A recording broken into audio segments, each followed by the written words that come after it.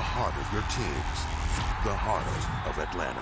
Bally Sports South and Bally Sports Southeast, the heart of the fan. To go on a 3-city trip and to be able to sweep the first 2 of them, I mean, everyone's going to say you got to take care of business against these certain teams, but this is baseball. Anything could happen on any given night.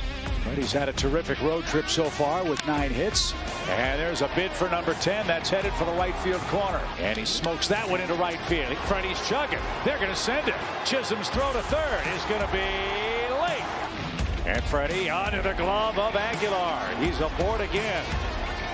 As this one's whacked to center. That ball is deep. That ball is at the wall. That ball is gone. It's the cycle for Freddie Freeman.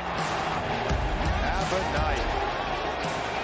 With a 3-city trip, to do this in the first 2 with an off day to just kind of recoup and go out there in Baltimore this weekend, we got a chance to do a very special road trip, and we're doing it at the exact right time that we needed to do it.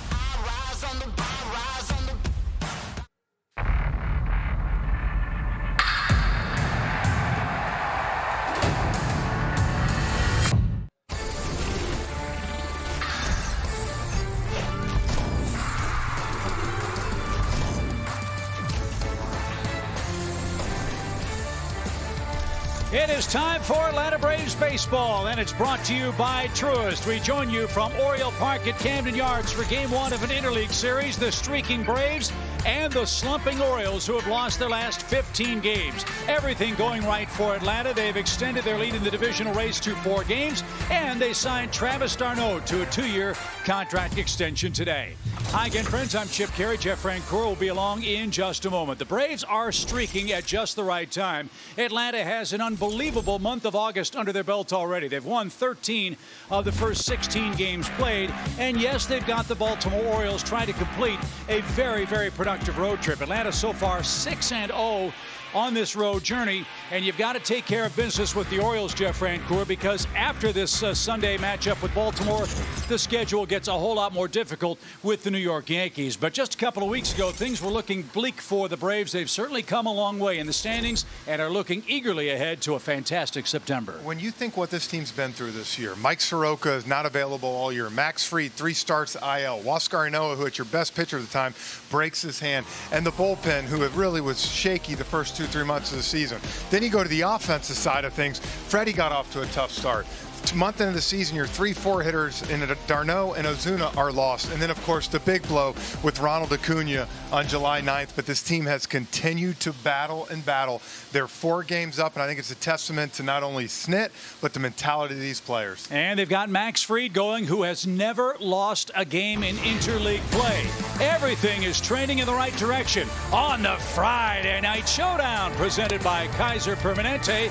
We will get things started from the Inner Harbor. Braves and Birds coming up next, right after the break. Have an outfield of Duvall, Heredia, and Jock Peterson. And they will face a young man who's had a tough time of it, Jeff, in the early days of his big league career, Keegan Aiken, who's 0-7 on the year. Yeah, you see his numbers. He's 0-7 with a 10.47 in his last 11 starts. Low 90s fastball, slider, changeup. His last start, 3 runs in 4 innings against Boston. But as you said, Chip, he has struggled.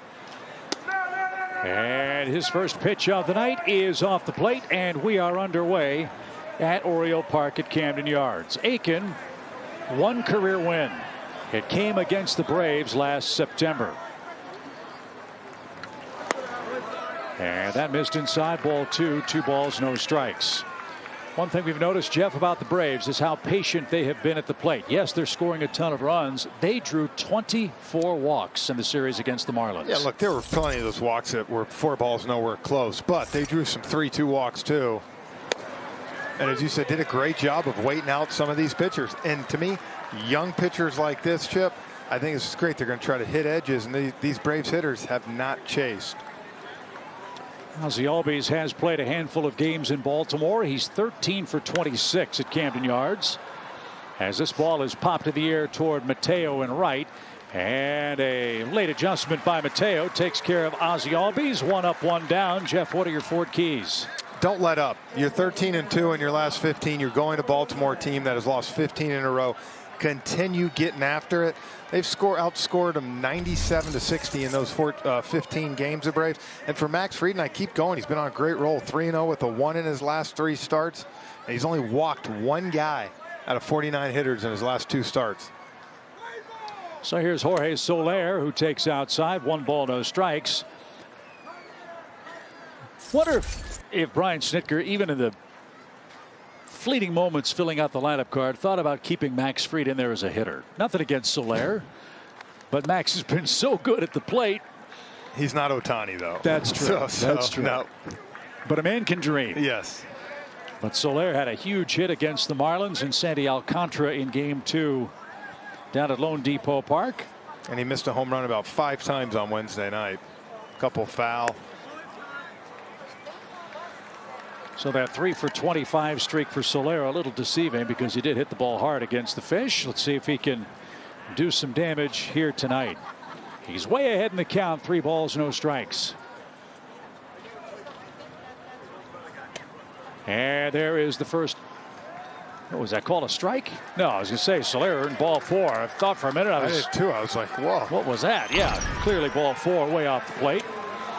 And there's your first base runner, and there are a ton of Braves fans in Baltimore, and they are cheering because the MVP of the National League is up for the first time tonight. Coming off his big night with the cycle, Freddie hitting .386 with 4 homers and 11 RBIs in his last 15 games. He has been outstanding. First pitch swing and a bouncy ball. Mountcastle to second for 1. The return to first is late.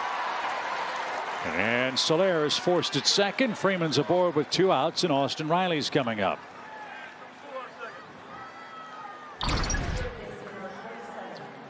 Mountcastle, a good athlete. He has played shortstop, third base, the outfield, first base as a professional player, but first base is where the Orioles think he's got a chance to be a star. And they get the lead runner as Freddie, who always hustles down the line, keeps it alive for Austin Riley, who's on a blistering August pace too. 4 homers and 13 RBIs this month. And a breaking ball in from Aiken. It's no balls and a strike.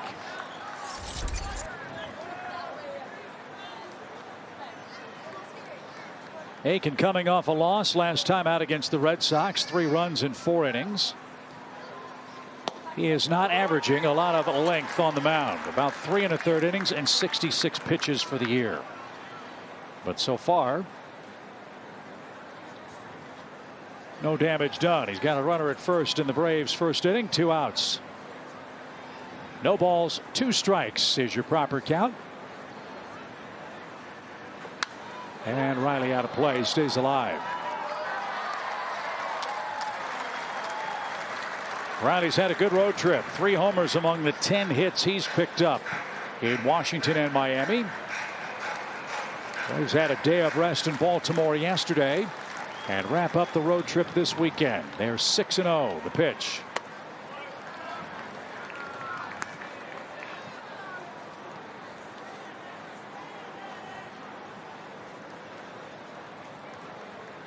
Making a second-round pick 5 years ago for the Orioles. The 1-2. Knuckled out of play. Good battle here with Austin Riley. It's the biggest trap in our sport. A team that's red hot facing a team that's ice cold. Braves, though, have taken care of business against the 2 previous rebuilding clubs on this road trip. And early offense would be appreciated. 1-2 pitch. Riley jams, slowly hit towards short. The flip to second is in time, and that will retire the side. Braves get a walk, nothing else. Max Fried to work in a scoreless first inning. Shaw Street, a place the Orioles have not done a lot of damage to so far in 2021. They have just 38 wins. They've lost 15 straight. But they've got a pretty salty top of the order, Jeff. Cedric Mullins, Ryan Mountcastle, and Trey Mancini. An inspirational story is their DH. Those are the first 3 on their Toyota starting 9. And a challenge for Max Fried, who's got the ball for Atlanta tonight. Well, and Chip, I think the other challenge will be when you don't see a lot of these guys, it's a little different. You know, you don't have too much of a game plan, but as I've said, one big thing, Max only one walk in his last 2 games. Love the way he's getting ahead with that pitch. Max Fried's won 3 in a row, 3-1 in his last 4. Beat the Nationals last time out. And facing Cedric Mullins, who's been a very good first inning hitter, but not this time as Riley handles that in foul ground for out number 1. You'll see these first three hitters for the Orioles are really their top 3 guys. They've had really good years with Mullins. Look, Mullins has, what, 21 home runs, 22 stolen bases. Only 1 or 2 players, Tatis, the other one, to do that. And of course, Mountcastle's had a good year, and then Mancini, of course. If you hadn't heard the story, obviously had cancer last year, came back, was in the home run derby this year. So those top 3 for them, you got to be a little extra careful. Good hook for Max Fried to Ryan Mountcastle. Very good numbers for him. 20 homers, 64 driven in. 24 years old, first round pick back in 2015. Another hook stayed outside. It's now even a ball and a strike. Look, we've talked a little bit about the pitching problems the Orioles have had. Let's not sugarcoat it either from an offensive standpoint. In their 15-game losing streak, they've scored 42 runs. And on average for the entire season, the Baltimore Orioles are being outscored by 227 runs. Jeff, that's 1.8 runs a game. Yeah, I mean, in this 0-15 streak, as you said, 138 to 42. They've scored 42 runs in the 15 games, which when you got young pitching, that's not doing them any favors. Mountcastle didn't chase there, and Fried has a 2-2 count. Love your chances with Max. There's his arsenal. 8-0 in interleague play, 9 starts, and this is the first time he's ever faced the Orioles. Jam job foul. We'll do it again. 2 balls, 2 strikes.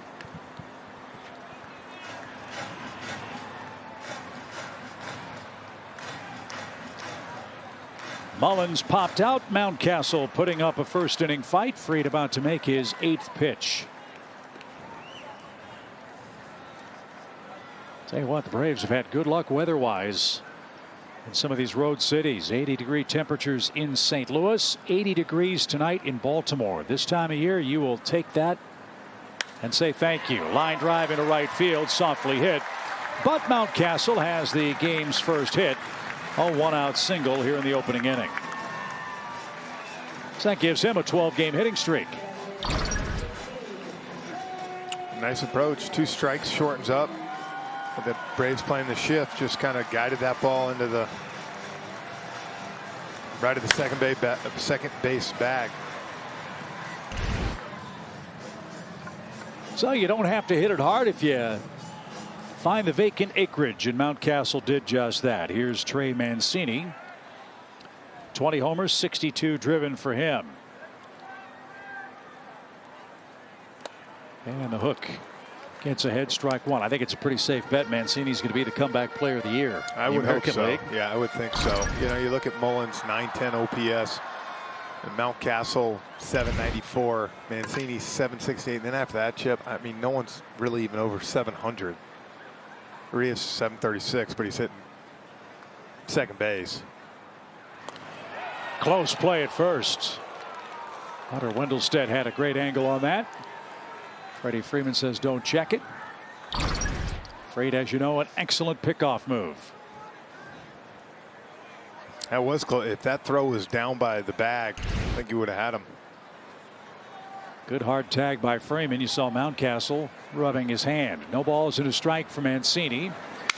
And that one's knuckled toward Freeman. He'll throw on the run to second for 1. On to first is in time. A double play. Max Fried, no trouble in his opening inning in Baltimore. The Braves offense back to work. No score. Versus Orioles from Baltimore. Presented by Kaiser Permanente. Good start for Max Fried. His first appearance at Oriole Park at Camden Yards. No score after 1 inning. Keegan Aiken back to work. He'll face red-hot Dansby Swanson. He's got 11 hits on the road trip, including 4 homers. And a bullet into left center field, down for the Braves' first hit. And Dansby Swanson will stop at first. Kind of like the approach against Aiken. Get after this guy early, Jeff. In that start I mentioned against the Braves last year, he struck out 6 hitters in a row in that game. Yeah, look, you get a good pitch to go, especially your team swinging the bat great right now. I think, you know, like anything, you look at, we showed you a stat Wednesday night with this Braves team against lefties, how good they've been. Their first swing percentage was #1 against lefties in the big leagues. And you seen Freddie go after it tonight. Granted, he had a ground ball. But there's Dansby with the base hit. These guys are looking to do damage, but as we saw with Soler, they'll also take their walks if it's not there. Big day today for Travis d'Arnaud. Mentioned that quickly in our opening comments, Jeff. The Braves extended his contract by 2 years with an option for a third. I thought that was so important. You find a catcher that you like and can hit, can be great with the pitching staff. I think it's a slam dunk to bring him back. Look, not to say that Langeliers, Contreras, and these guys don't have the ability. There's a high fly ball deep to left. That ball is going to go. Travis d'Arnaud with a 2-run homer on his contract day. And the Braves jump in front. It's 2-0 in the second inning.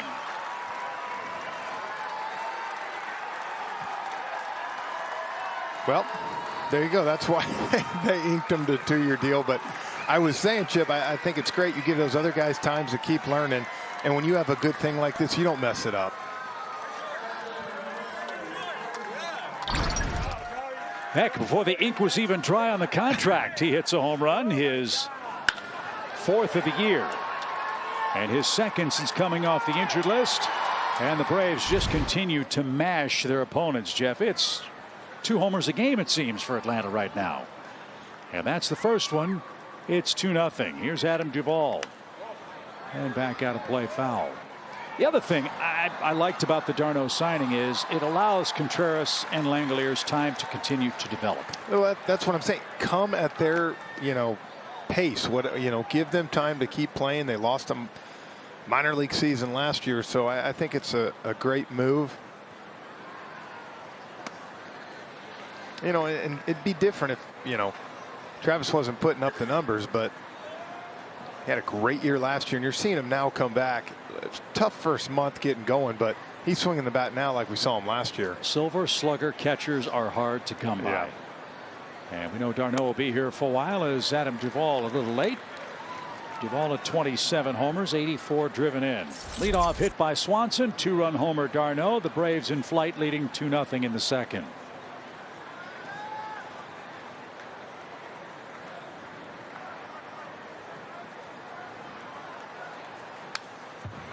And that's fouled back over the shoulder of Tripp Gibson, who's got the ball strike responsibilities for game 1 tonight.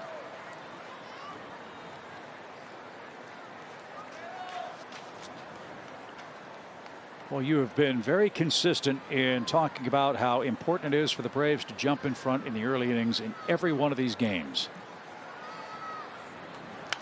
Well, look, Wednesday night's game got a little closer than any of us wanted to, I got to admit, but I'll said it. There's been 6 games on this trip now. In 3 games, the Braves offense pretty much left no doubt early on within the 3rd, 4th inning that the other team knew, okay, we're done. And I think when you're playing young teams like that, that's exactly what you want to do. So nobody out for Duvall, who swung at a breaking ball in the dirt, and he is strikeout victim number 1 for Aiken. And that's the first out of the second with Guillermo Heredia coming up. Could take a little getting used to with the lineup tonight. Remember, we're playing with the designated hitter. And as good as the Braves offense has been over these last 2-3 weeks, it's almost fearsome to think about how good they'll be with an extra bat, which tonight is Jorge Soler. Yes. And Soler walked back in the Braves first. Heredia 2 for his last 11, 5 homers, 25 driven in. And that's in for a strike.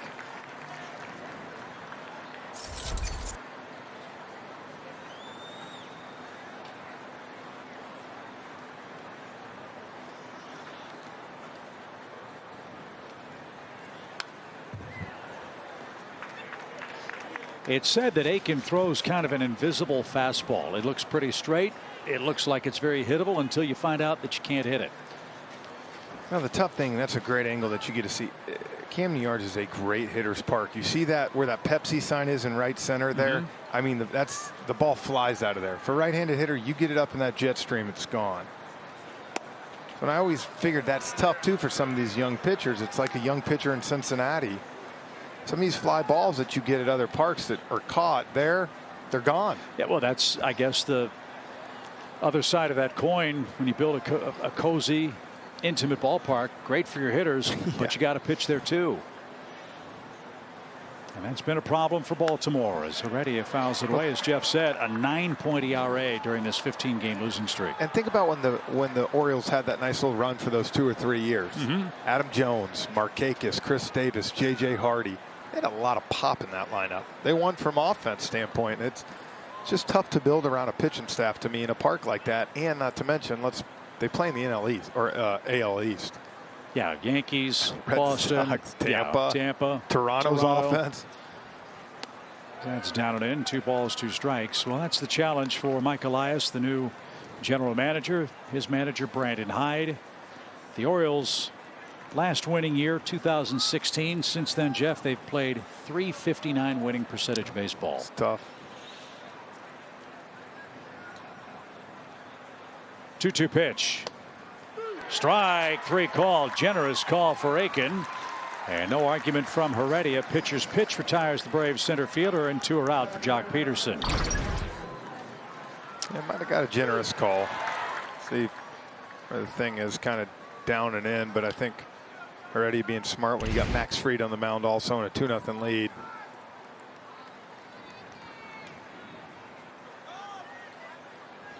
Peterson, 14 homers, 53 driven in. 2-0 Atlanta. Swanson a first pitch single. Darno a 2-run homer. After extending his contract earlier today. Well, he was beaming. Alex Anthopoulos was beaming.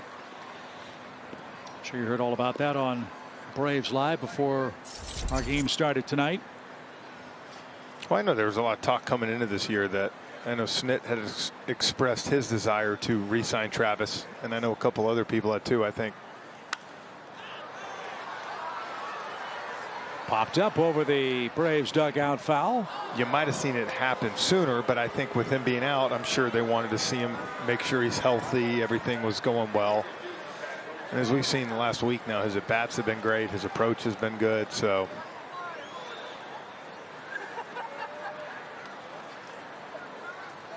Peterson quickly behind. No balls, 2 strikes. Pretty good pitch. But Peterson, watch that sail outside. It's 1-2. Atlanta with a 4-game lead in the National League East. Phillies were swept by Arizona. The Mets are facing the Dodgers again. The pitch is low. What I say to you, I said, I can't imagine that was a happy flight for Philly from Arizona to San Diego. And that's an interesting series this weekend. Yeah. 2 teams really scuffling. Philly's trying to stay in this race. The Padres are only 1 up on Cincinnati.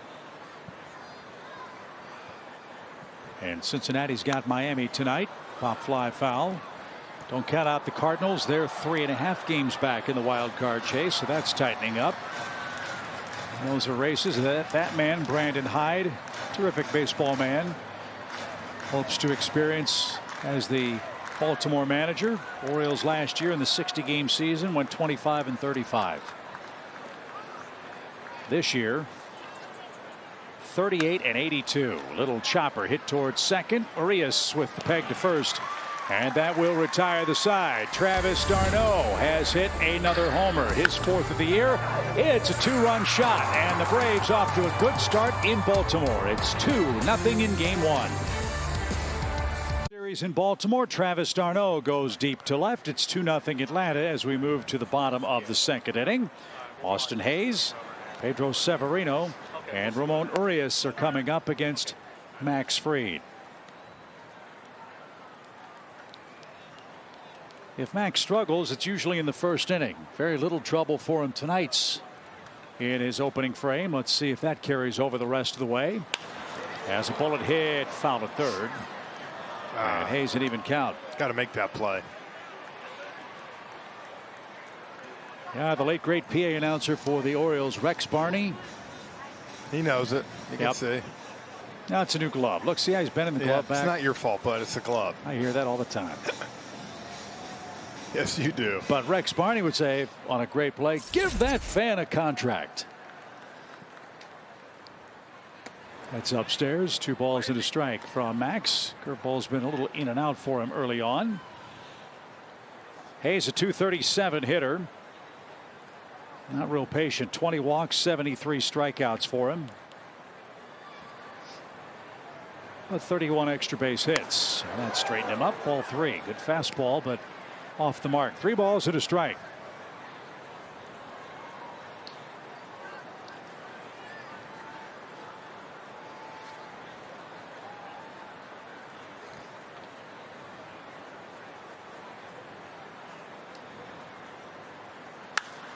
Rip toward right field. Peterson on the run, reaches up and makes a great catch at the track. Wow. Hayes can't believe it. I thought that was for sure over his head the way he was running, but he threw that glove up quick. Remember what I said? It's a short porch over there. You see 373 as you're running. So for Jock, he's not playing as deep to begin with.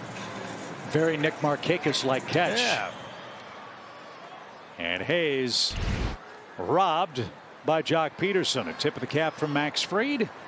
1 up, 1 down. Here's Severino, the catcher. That's something else that's been instrumental in this great run by the Braves. Their defense has been, Jeff, about as good as it can get. They have caught everything. In the air, on the ground, in the catcher's glove. It's really been fun to watch all 3 facets of the game clicking at the same time for Atlanta, which, as we've said so many times, the first 3.5 months wasn't always the case. Yeah. I mean, I got to imagine a lot of Brandon Hyde, what you're saying, and Freddie Gonzalez over there, part of the coaching staff. There's a high fly ball hit toward left center, but that's playable for Duvall.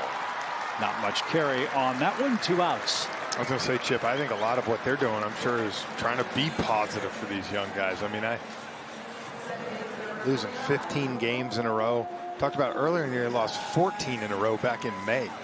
So, look, coming to the field every day and losing 15, that's tough. I mean, you've got to find a way, obviously, to try to motivate, to push these guys, but at the same time, stay somewhat positive. First team in American League history with 2 13-game or greater losing streaks in the same season are these Orioles. As Ramon Urias is the batter. First pitch swing, ground ball right to Dansby. Shutdown inning for Max Fried. 3 up, 3 down. He enjoys a 2-0 lead in the top of the order coming back up. Number 3. We also, Jeff, head to tonight's Coors Light Beating the Pressure feature with Ozzie Albies set to go to work for the 2nd time. Yeah, one of the best right-handed hitters in the game. You can see just from those numbers. It was interesting. Early in the year, we talked about we didn't see many lefties. When they did, they were struggling. He was only hitting 195 versus lefties starting on May 15th. Well, since then, 368.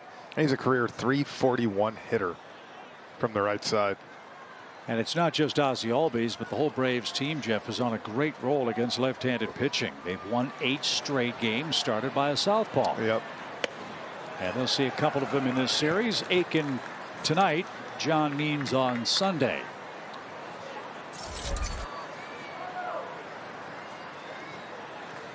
Ozzie flied out to right his first time up. Braves are 13-3 with this guy in the leadoff spot. And as we mentioned in Miami, Jeff, all the concern about Ozzie and his, quote, slump offensively since moving to the number 1 spot, that's gone by the boards. I was going to say, I think he's put that to rest. I told you, he's a streaky hitter. So, I mean, to me, whatever position he's in, he's going to have a time where, you know, for 5-6 games, you live with it. Because you know when it does turn like this. Well, the other part of it, too, it's the old adage of leadoff hitter only bats first once in a game. But as you think of the lineup card flipping over, you don't mind having Ozzie Albies up in the 8th inning or the 9th inning if the game is close. Yep. And that's happened more than a time or two for the Braves. So it's more than just that first inning at bat. But even those have gotten a lot better for the Braves second baseman.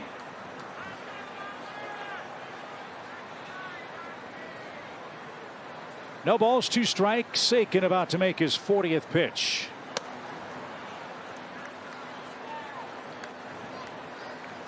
And there is some limited history between Keegan Aiken and the Braves. In fact, all 7 of the hitters, top 7 hitters for the Braves, have seen him before. And there's a missile foul at third. And Albies still alive. 1 ball, 2 strikes. See, the ball boy didn't even go after that one down the left field line. Well, he knew you were going to rip him. Call him out. Yep. Yeah. So he shut it down for the night.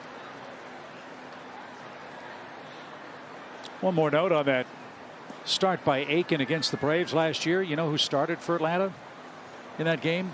Who? Cole Hamels. Really? That was the Cole Hamels start. 1 ball, 2 strikes. And down and away, 2-2 the count. So already much better luck for Atlanta, who did not score against Keegan Aiken last September 16th.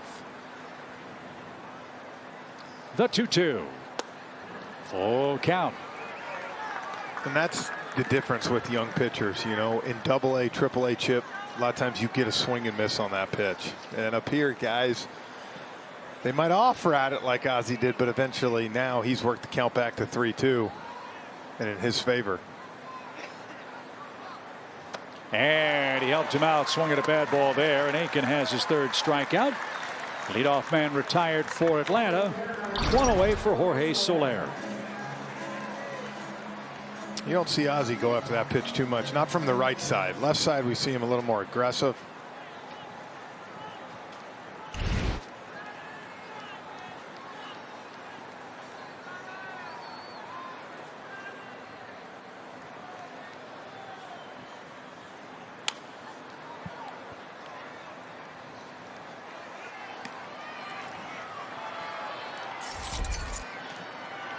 Soler walked and was forced out in the Atlanta first. Jorge knows all about being a DH. He had 40 games or so in that role with the Royals before coming to Atlanta. And taken low, 1 ball, 1 strike. If you're a betting man, is the DH coming to the National League next year? Yes. Yes? Yes. I think 2 things you can bank on whenever they finish it up: a DH and expanded playoffs. I'd be in favor of both of those things. Yeah, I'm okay with it. And also happy to see that the players and owners met face to face in Denver the other day. Look, Well, there's a long way to go before an agreement, but the at way least I look talking. at it is no news is good news. Yeah. Because maybe they're talking behind closed doors this year instead of, you know, an article every other day in the paper like last year. And I think that's a good look. Everybody would love to get this thing done. You know, there's been talk now for 2-3 years about what's going to happen this upcoming thing. And look, I think the players want to play, the owners want to play, so let's get it done. 2 balls, 2 strikes. Pitch 49 for Aiken, and Soler hits it a mile high and deep to left. Big time extension and a big fly in Baltimore. Atlanta extends the lead. It is 3-0. Well, Soler's so strong and powerful, and Aiken threw 1 too many changeups to him. In this one, he hung a little bit too much. Soler, you saw, just drop the bat head on it. So strong. We saw the last 2 games in Miami, Chip. He was really coming on. You could tell he was seeing the ball again, getting hot after that little cold streak.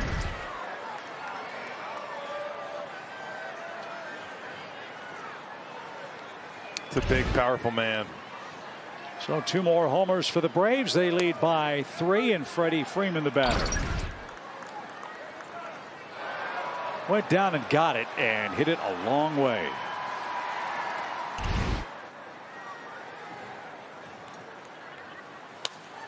Freddie shoots one to the left side foul. It's no balls, 2 strikes. So again, the Braves get to add a hitter to this lineup, and Soler, the DH, does indeed do some hitting.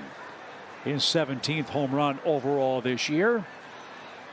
And Max Fried's lead now 3 runs. That's high. 1 ball, 2 strikes.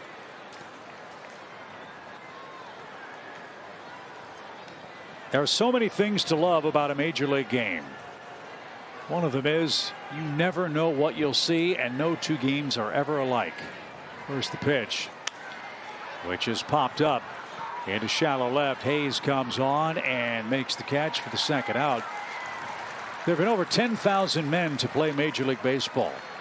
There have been hundreds, if not thousands, of men to play first base in the National League. And Freddie Freeman is the first one of them ever to have more than one cycle in his career. Think about the enormity of that. And I tell you, it's still what's amazing about that cycle. He did it by the 6th inning.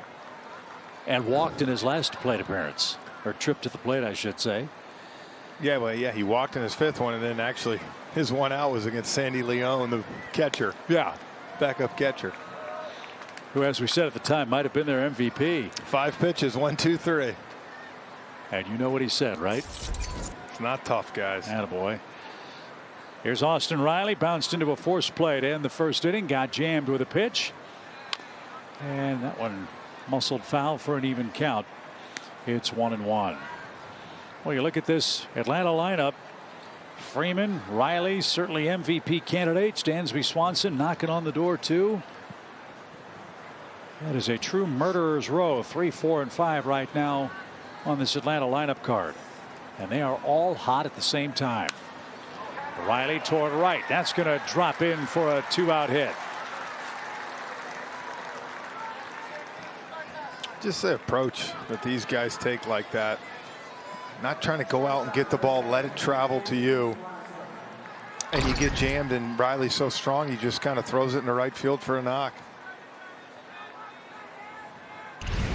Hit them where they ain't, and nobody was there for Baltimore. The Braves now with 4 hits in the first 3 innings.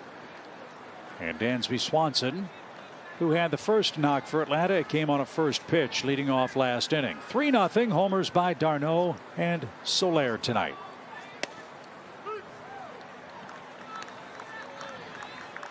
As we said, the closest divisional rivals to Atlanta are playing out west.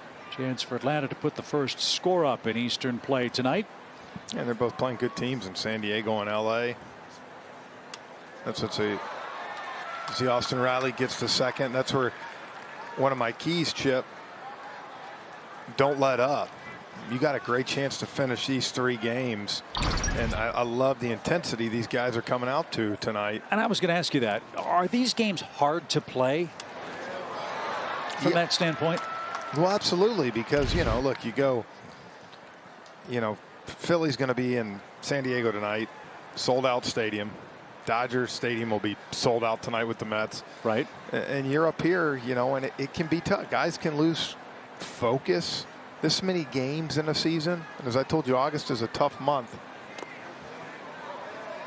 And I would assume, Jeff, too, that human nature being what it is, you look at the newspaper or you see the stat pack in the locker room, they're 38-82. Does that add to the difficulty factor for a team coming in trying to continue a perfect road trip? If you're not in the right frame of mind, yes. But I think one thing we've seen from this team is they're very focused right now. I think they know what they have a chance to do just this weekend, add another couple games to their lead. Like you said, you win this game. By the time this game's done, the other game's starting. They're saying, God, we got to win to stay within 4 and 5 games. Good pitch there. Evens up the count. 2 balls, 2 strikes. Dansby had a question for Trip Gibson. Looked like a strike. I did. I thought it was a good pitch. It's a lot closer than the one he rang up Peretti on. Riley at second after a wild pitch. 2 balls, 2 strikes for Dansby Swanson.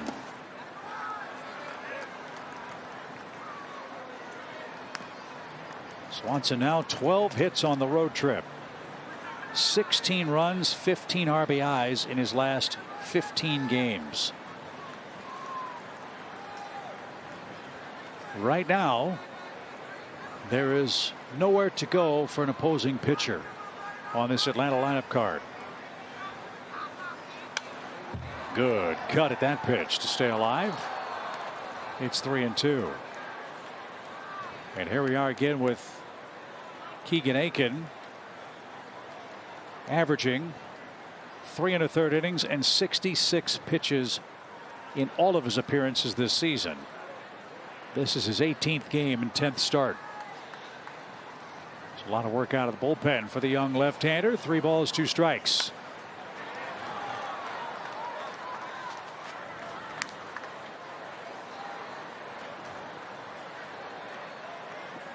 Dansby will see an 8th pitch.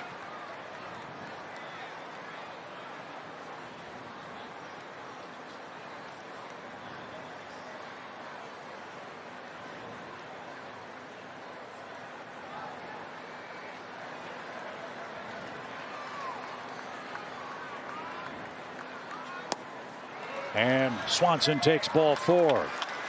So an 8-pitch at bat. Dansby's aboard for a second time. That is the second walk for Aiken. Now d'Arnaud's coming up, and he's already hit a 2-run homer.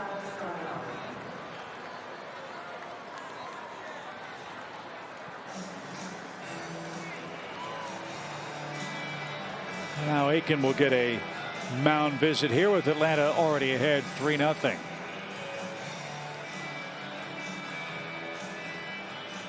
So as Chris Holt chats with his young left-hander, let's enjoy a quick message from our friends at Delta.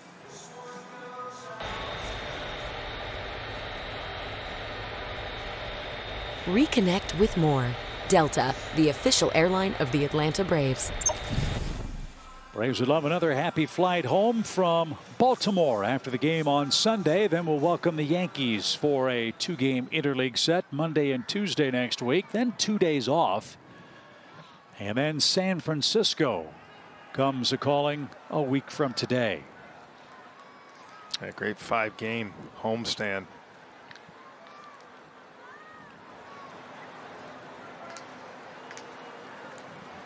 First and second, 1 in, 2 outs. 3rd inning.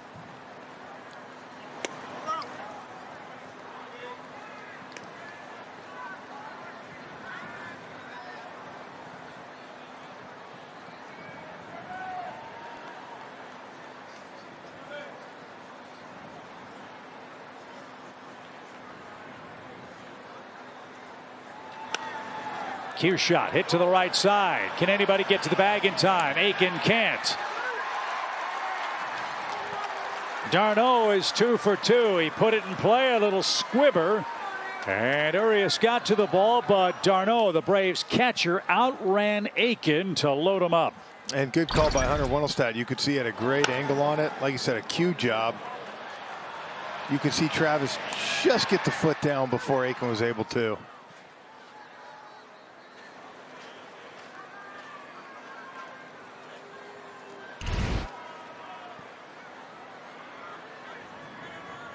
So a good play by Urias to make it close. d'Arnaud hustling down the line, and now Duvall could bust it wide open with a long ball here. 3-0.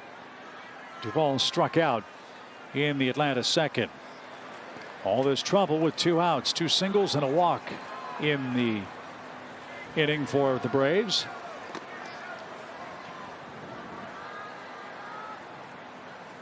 Swing and a high fly ball to left. Did he get enough? Hayes to the warning track is going to have just enough room. That was awfully close. And the ballpark just big enough to contain Adam Duvall. But it couldn't contain Jorge Soler. A 1-out solo shot makes it 3-0 Atlanta. To the right side of the infield here. And take a look at Hunter Wendelstedt at first base, Chip. Gives a pump fake. And now you see Almonte.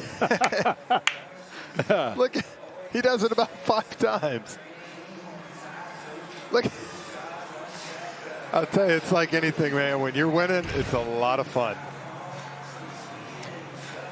Bottom line, Hunter got it right. He's just trying to, make sure everybody's paying attention. Well, you got to build the drama, man. Yep. It's a bang play. But d'Arnaud earns his second hit.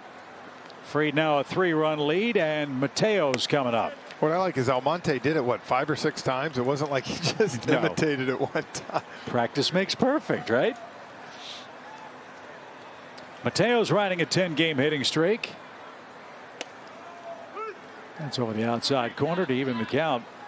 As you said, Jeff, there's some really respectable hitters in this lineup.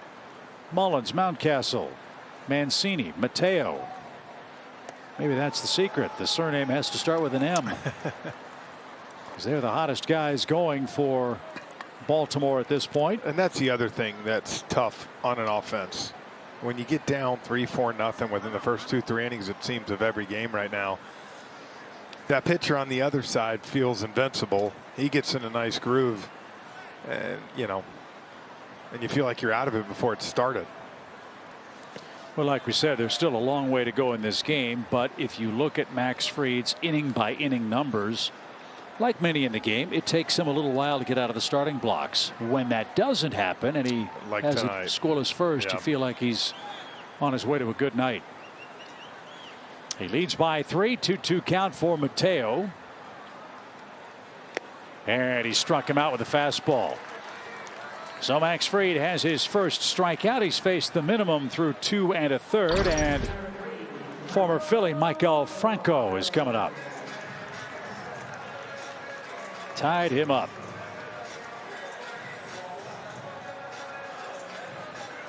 Franco tried to, I don't want to say resurrect his career, but he has not been the same player that he was for many a year with the Phillies. He went to Kansas City last year. Now with Baltimore, where he's hitting .214 and 11 homers. Yeah, just I'll still remember Brian McCann catching at Yankee Stadium. Was out the Phillies in 15. Hit high in the air, but playable for Duvall, who's going to move to foul ground. 2 outs. Hit 3 games, 5 home runs. But not in his first at bat against Max Fried tonight. HBCU night is Friday, August 27th. With the purchase of a specialty ticket package, you'll get a Braves and Support Black Colleges co-branded t-shirt with a donation from each package going to the Atlanta HBCU Alumni Alliance. Get to the Battery early to see pregame festivities featuring the Morehouse Drumline and the Braves heavy hitters. Get your ticket package today at braves.com/HBCU.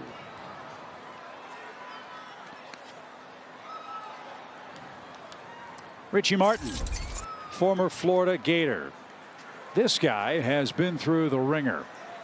He has dealt with fractured wrists each of the last 2 years. The left this year, the right wrist last year.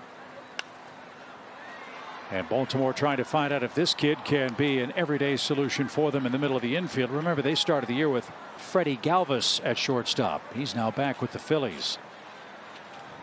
This kid was a former #1 pick by the Oakland A's and getting extended playing time with the Orioles this year, hitting .229 on the year. And a soft pop up into shallow right. Who wants it? It'll be Heredia who's got it. Max Fried has faced the minimum through 3 scoreless innings. Atlanta 3-0 in front. Some more for Braves baseball, brought to you by Truist. We join you on Bally Sports. Jeff Francoeur and Chip Carey, the rest of our great Bally Sports crew with you tonight. Great start, couple of homers for Atlanta. Well, you got to show up. It's a Friday night showdown. Yes. You got better and better at saying that, by the way. Thank you. As Heredia bounces that one foul, it's strike 1 for the Braves center fielder. Heredia called out on strikes on a pitcher's pitch back in the 2nd inning. So he's 0 for 1. Jock Peterson to follow, then Ozzie Albies again. Braves have won 10 straight road games. Trying to extend that to 11 in a row. The 1956 Milwaukee Braves won 11 road games with an asterisk. That winning streak came on a 21-game 6-city road trip. Wow. Times have changed. Yeah. And remember, back then, Milwaukee was one of the more western outposts in National League play. The Dodgers and Giants had not yet gone west. They were still in New York and Brooklyn.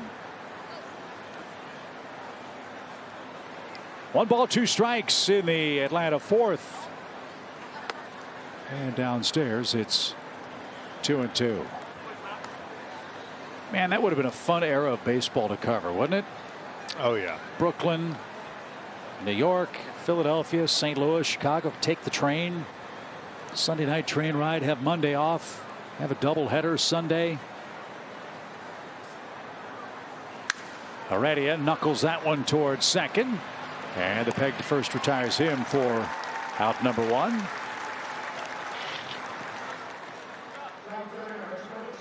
But when the Dodgers and Giants went west, the need for air travel in our sport took over.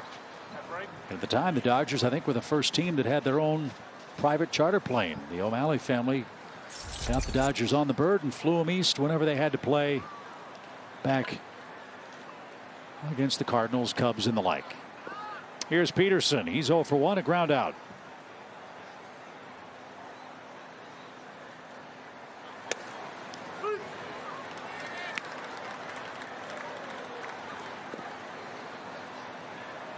Peterson making sure that that was truly over the inside corner. It was.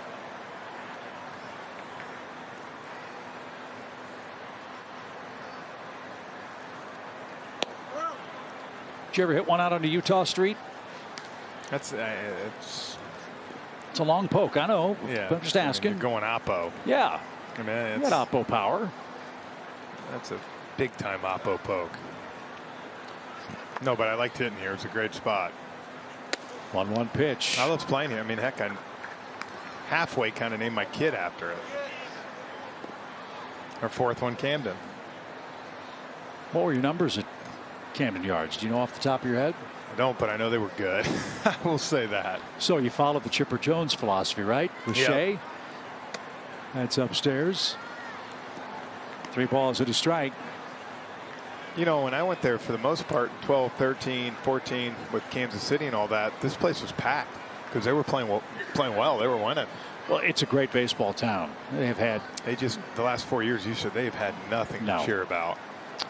But you think of the players who've been there: Frank Robinson, Brooks Robinson, Jim Palmer, Mike Flanagan, Steve Stone, Boog Powell. I mean, the list goes. Adam Jones, as you just said.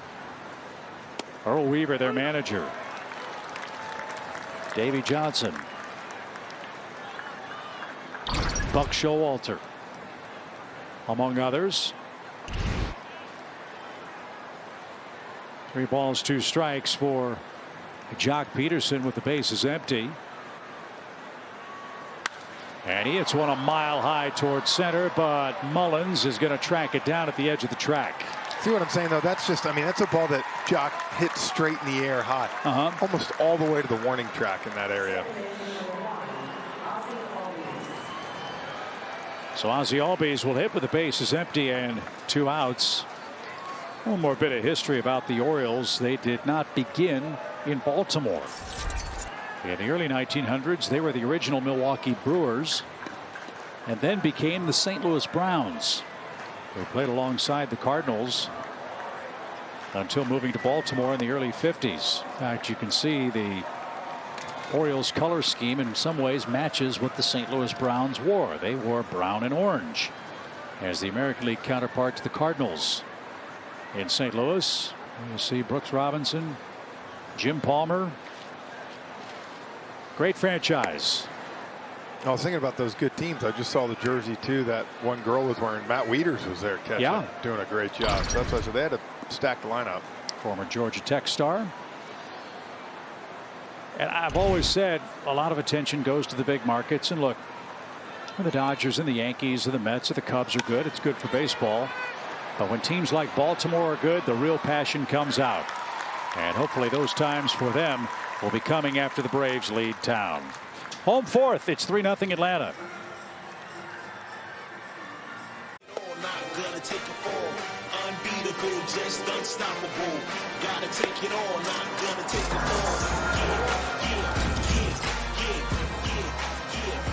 Well, Jeffrey, momentum is as good as your next day's starting pitcher. I think Earl Weaver might have said that. And he would certainly appreciate what Max Fried is doing. He's our Georgia Natural Gas Greener Life Impact player.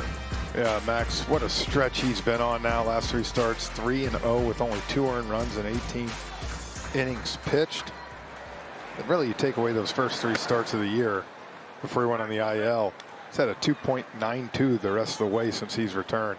But I think more than anything now, we've seen him the last 3-4 starts, Chip, get back to being that top of the rotation guy. 1 ball, no strikes. Cedric Mullins, the batter, and shoots one off Riley's glove. Has to hurry. Fast man, but he got him for out number 1. Yeah, that's a good play. Mullins can fly. Local kid here, Brookwood High School in Atlanta. He's having a great year for them. Leads the American League in hits.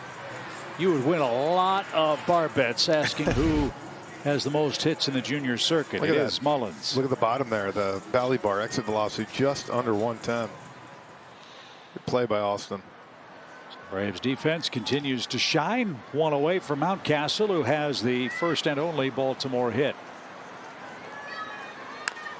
Little tapper. Fried leaps, drops, recovers, and retires Mountcastle. 2 out. Well, look, now that's 60 batters now Max has faced. Chip and only 1 walk. And I think that, to me, has a lot to do because he has such good stuff for him. He's not going to give many hits up in a row. And if you're limiting that kind of damage, it's going to be a long night for most offenses. 2 quick outs. Look how economically Fried is working. Just 32 pitches with 2 outs in the 4th inning. Mancini was doubled up his first time and got straightened up with a fastball. I think that pitch, as much as anything, Jeff, has been the difference maker for Max.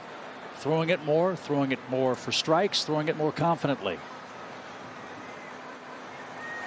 Also, I just think he's feeling stronger again. I felt like for a while we saw his fastball at 92, 93, more than we're used to. Now you're seeing it pretty consistent back to 95, 96. And then you drop that on him to get ahead. 1 ball, 2 strikes.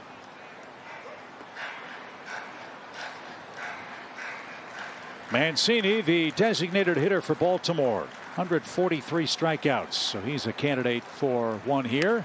But a hanger is whacked into the left field corner for a base hit. So Mancini around first. He's chugging for second. The throw is not going to be in time. So a rare mistake for Max Fried costs him a 2-out double. Yeah, he just hung that pitch. That's all that was.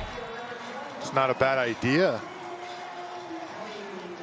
But with a good hitter like Mancini up there, you see how he was able to recognize it, kind of reset.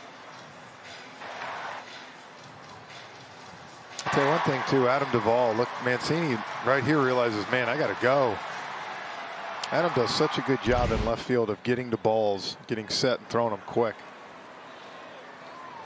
So Mancini racking up the doubles.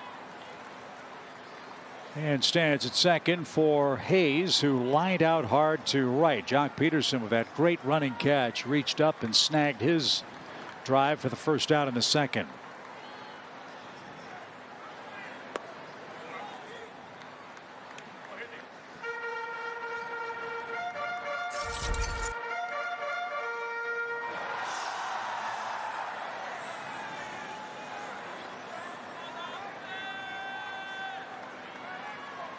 Runner at second, 2 outs, bottom of the 4th inning in game 1.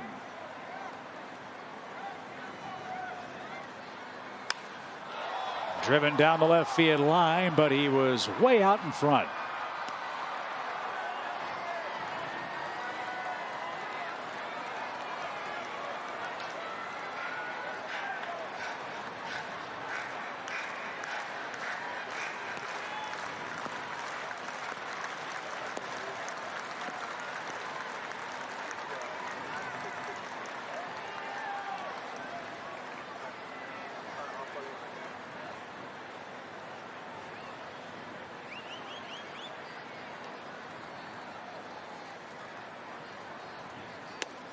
There's a better curveball.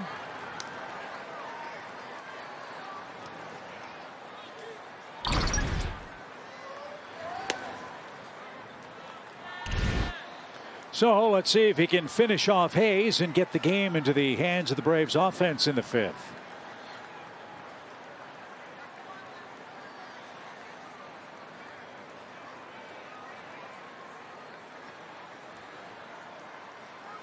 And the 1-2 pitch is on the ground right to Freddie Freeman. He's got it, and that will retire the side. Baltimore just 2 hits in the first 4 innings. It's 3-0 Atlanta.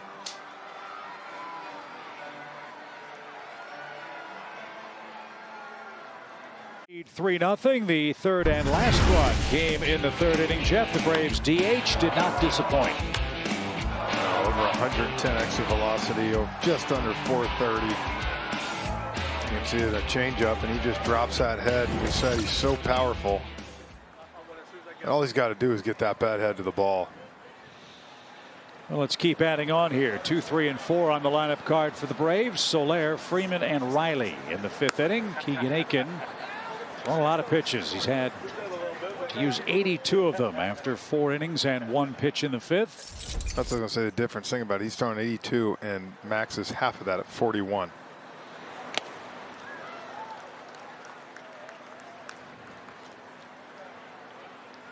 Aiken 0-7 on the year, averaging 1.8 walks and hits per inning pitched this year. He just had his first and only perfect inning. And Soler cracks that one toward Hayes in left, and he'll make the play for out number 1. 5 up, 5 down for Aiken. I was going to say, if there's one thing he can take away, he's held Ozzie to 0 for 3, and there's not many left-handed pitchers that can say they've done that.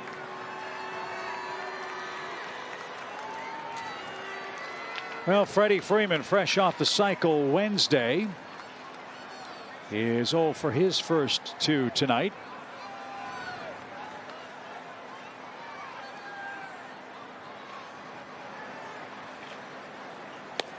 Freddie Freeman leads the major leagues in hits over the last 60 games played. And not surprisingly, the Braves are 12 over 500 in that stretch.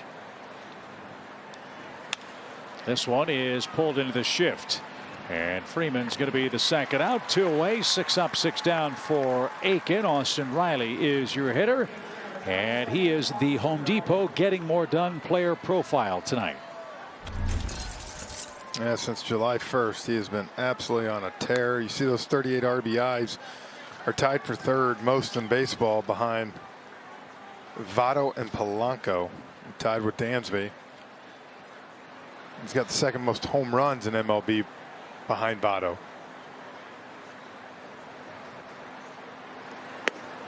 Riley has hit 12 homers this month.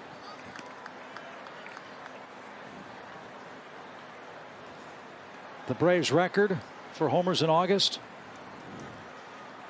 Joe Adcock hit 26. Wow. That happened in 1956. So Riley has some work to do, but hey, he's got time. It's only August 20. Oh yeah, he's got plenty of time left. 2 balls, no strikes. If he gets close, I like the Braves' chances against the Yankees and Giants. Aiken has retired 7 straight. We are halfway through in game 1. Baltimore leads, or trails, I should say, 3-0.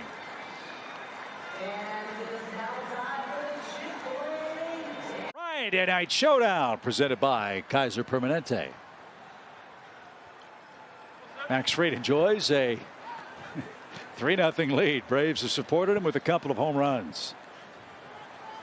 Severino, Urias, and Mateo coming up against Max.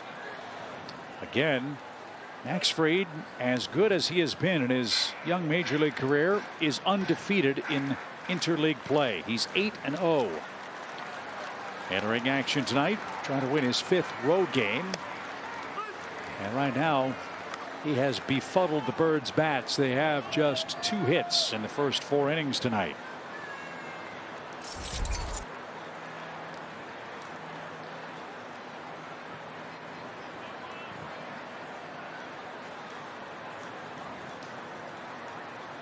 Good break for Severino. He started his big league career with Washington. Ends up in Baltimore. He could probably keep the same apartment. That depends how the traffic is on the. That's true. Pitch. Was it 395? And that's called a strike. Severino disagrees. 1 ball, 2 strikes. Might have been a strike even without a swing.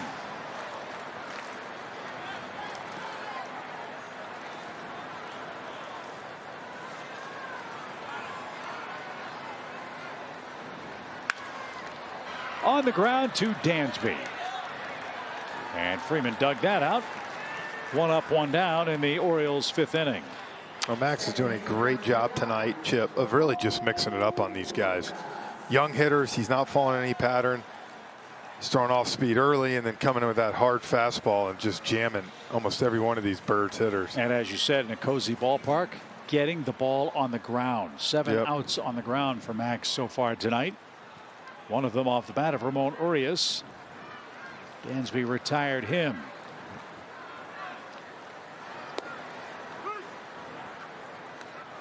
Well, he's thrown strike one a lot tonight. First 3 innings, he threw 6 first pitch strikes. He's done it with the fastball and the curveball.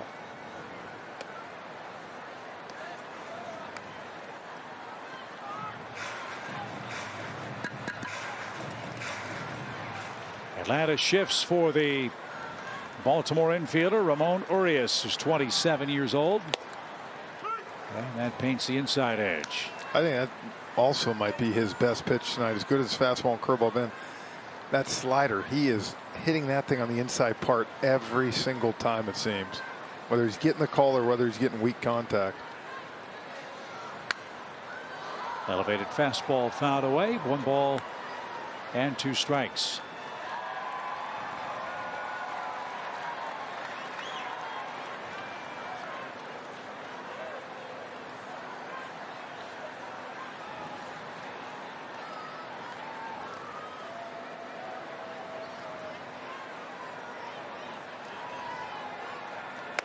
Struck him out. 96 at the top of the zone. Max Fried has his 2nd strikeout. 2 away in the Baltimore 5th. And now a quick message from Chick-fil-A. Chick-fil-A is proud to partner with the Atlanta Braves Foundation on the Home Plate Project, together fighting food insecurities in our communities. Mateo struck out to lead off the Baltimore 3rd. Fried has 2 of those and starts this sequence up and away. 1 ball, no strikes. Mateo trying to keep a 10-game hitting streak alive tonight. Was out in front, and they are peppering that ball boy down the left field line. Yeah, he's a little gun shy right now down there.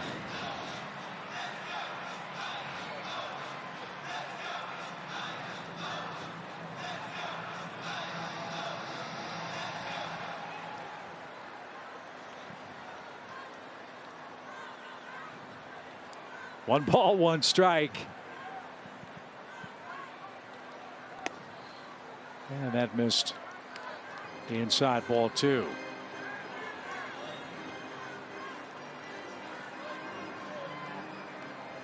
When the Braves come up in the 6th inning, they'll have Dansby Swanson and Travis d'Arnaud. The first 2 coming up. They've reached base 4 times combined. And Freeman can't get it. Ozzie did. Race to the bag, and it's an infield hit for Mateo, who belly flops in at first. That'll extend his hitting streak. It's an infield knock with 2 outs, and it's the 3rd hit of the night for Baltimore. It's in a perfect spot. Yeah, I mean, that's Max made the pitch he wanted to, got jammed him. Mateo good speed though, and Max, even if Freddie makes that play, not sure Max gets over there in time with Mateo's speed. You a fan of that hit first slide at first on a play like that? I don't love it. Hit the bag awfully hard, and lucky Fried didn't step on him. So Mateo aboard with 2 outs, and Michael Franco could make things interesting. He flied out to left his first time up. Entering play tonight on this lineup presented by Brandon Hyde, Michael Franco was the only Oriole that had ever faced Max Fried in a big league game. He's now 1 for 7 in his career head-to-head.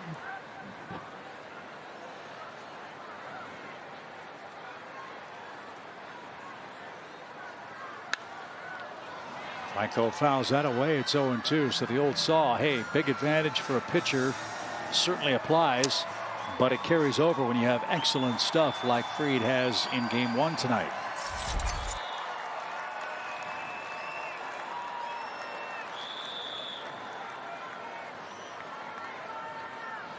Let's see if Fried can finish him off. Just 55 pitches for Max so far.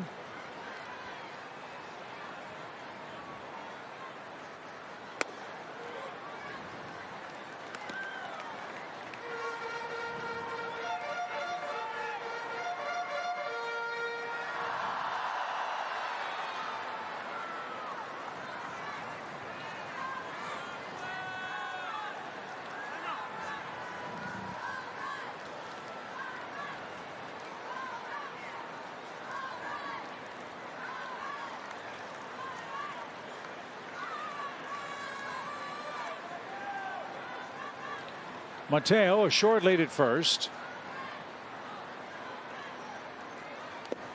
And Darno, a nice block. 2 balls, 2 strikes. Franco didn't chase it.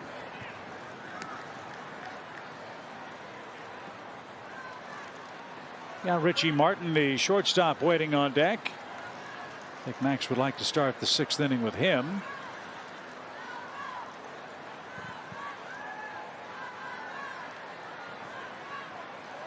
And now the 2-2 pitch. Just missed it. Fly ball center. Heredia is there, and Fried does indeed retire the side. We head to the 6th. Braves try to add on. They lead 3-0.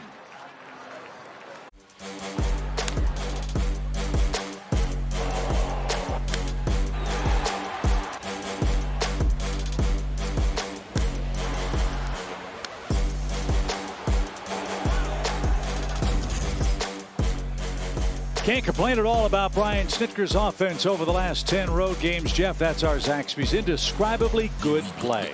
Well, they've done exactly what you're supposed to do. Just that offense, and then you throw in the pitching. About scored opponents by 42 runs. What I like too, they've only made 1 error in that 10-game road win streak. Longest road win streak since '09. The club record was 11 straight and 56. So got a chance to tie that up tonight. Dansby Swanson's gotten on base twice. He's singled, scored, and walked. Keegan Aiken is in a nice groove. He's sent down the last 7 Braves in order. Bouncing ball is rolled foul. 1 ball, 1 strike. Braves are 13-3 this month. They lead in game 1 of this series tonight, 3-0. Darno a homer. Soler a homer. Braves are averaging over 7 runs a game, as Jeff told you, on this perfect 10-game road run.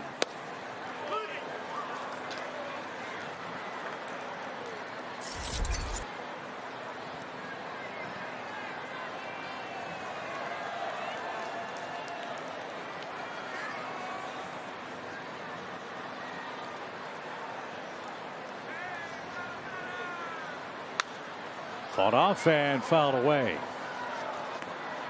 Orioles have to be delighted with what Aiken's given him. This is a guy that hasn't pitched much into the 6th inning this year.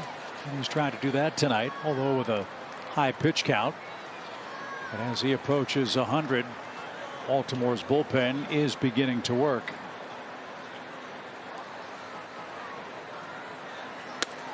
Up and away, 2 balls, 2 strikes.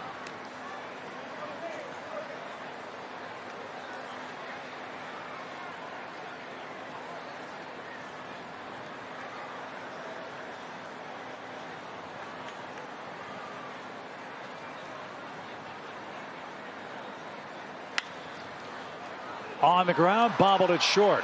And the throw to first is going to be way late. So Martin can't field that cleanly. Dansby's aboard. That snaps the 7-up, 7-down streak for Aiken. And the Braves have a leadoff batter aboard. That's what you love with Dansby's hustle. You make one mistake like that, Chip, you got no chance. I'll just kind of scoot it on him.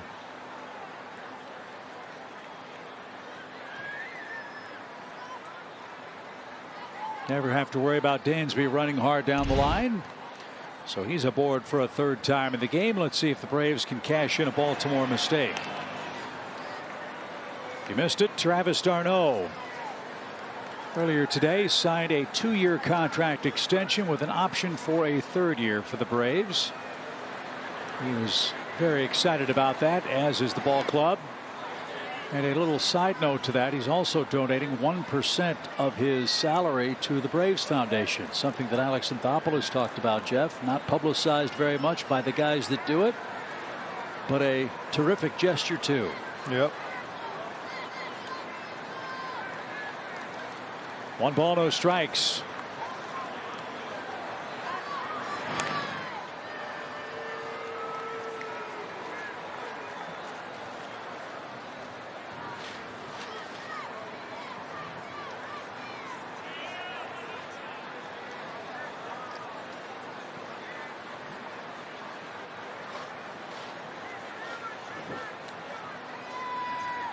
Downstairs, 2 balls, no strikes.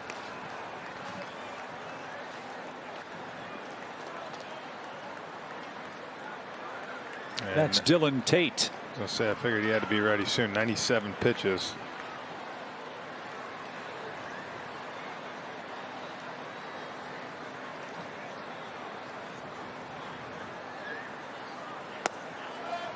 Down low. Braves would love another base runner and get Tate in. Tate's allowed each of his last 11 inherited runners to score. So Aiken about to make number 99. See if d'Arnaud has a green light with the Braves up 3. The pitch. He did, and it's whistled down the line. And that is a fair ball. Dansby Swanson on his way to third. And d'Arnaud is, well, going to head back. Late call. I thought that ball looked fair. Saw Wash looking in there, but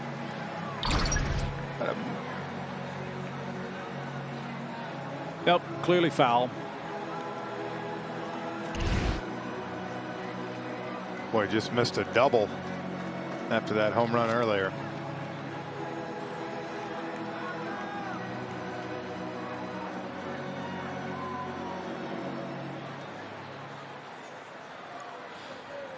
So 3 balls and a strike. d'Arnaud did have the hit privilege. You know he's got it here with Dansby at first.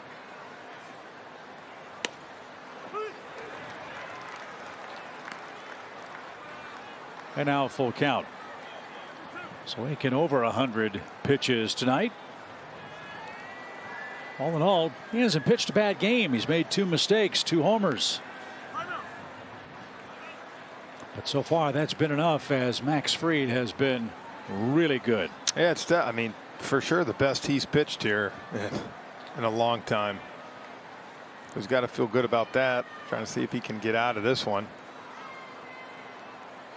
3-2 pitch is taken low. That's going to be ball 4.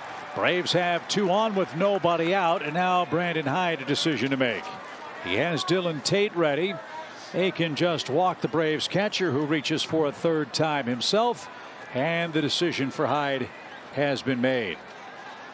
So Aiken walks his 3rd man. An error leads off the inning. Braves try to add some insurance in a 3-0 game in Baltimore. Braves baseball is brought to you by Delta Airlines. Keep climbing. Your local Ford dealer. And by the Georgia Lottery. Today could be the day. Braves up 3, threatening again in the 6th inning. Couple of homers for Atlanta in game 1 against the Orioles. And we invite you to play Home Run Blast, presented by Coors Light. Pick 3 players you think will homer. If they go deep, you win cash. Go to the Bally Sports app or homerunblast.com, where you can play.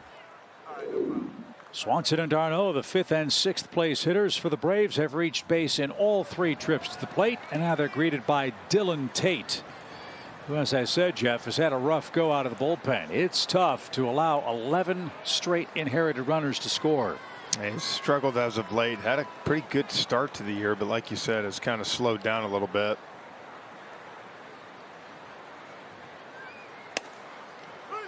And Tate gets ahead with strike 1.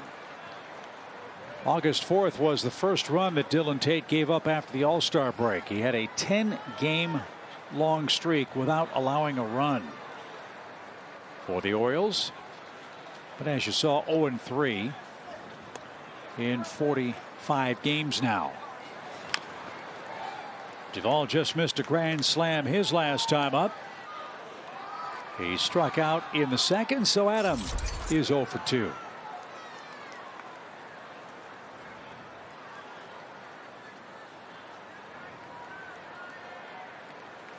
Couple more wouldn't hurt in a cozy ballpark.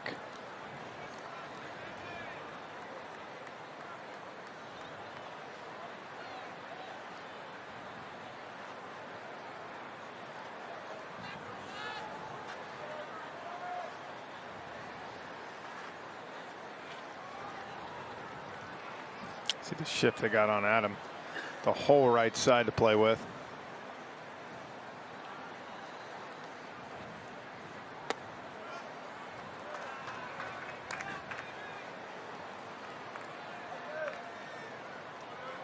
Tate was originally a #1 pick by Texas, the 4th overall selection in 2015.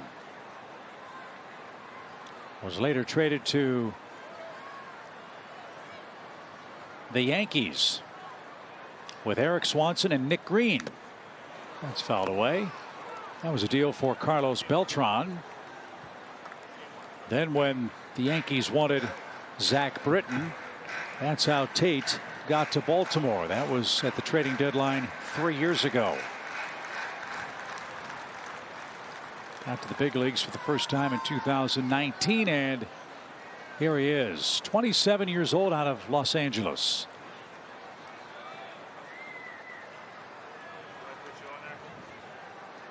One ball, 2 strikes.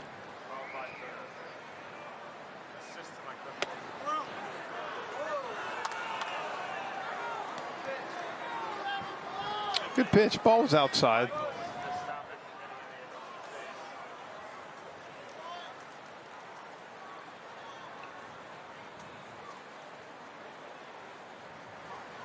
So Duvall back in the count. 2 balls, 2 strikes. Little cue shot back toward the mound. Tate has 1 play, and that's a productive out. The runners move up 90 feet. Heredia a chance with a fly ball to bring home Dansby Swanson. Second and third now, Jeff, with 1 man out. Even though with Max Fried out on the mound so far being in complete control, be nice to get at least another run or 2 here to get yourself 4 or 5-0. Get a little more comfortable. Yeah, because they've got the 9, 1, and 2 spots coming up, and as we said at the start of the broadcast, their first 3 hitters are their most productive. Yep. So the Orioles infield's going to come in with second and third, 1 out. Heredia has struck out and grounded out. How about a line drive right here into the gap? Heredia's got 24 doubles. And that ball rode in on his hands for a strike. Good pitch. 0-1.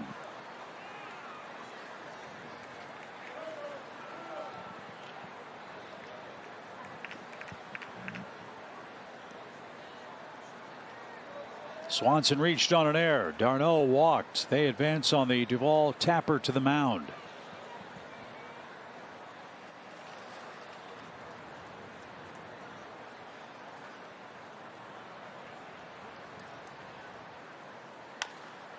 Slow roller. That won't get the run home. And Heredia is retired. 2 outs. And he said he's allowed the last 11. Now he's done a good job of riding that ball in on Duvall and Heredia. He's 1 out away from getting out of this inning.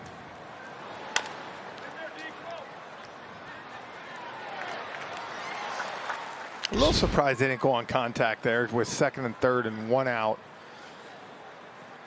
If you did, I actually think Dansby might have scored with how high that chopper was, but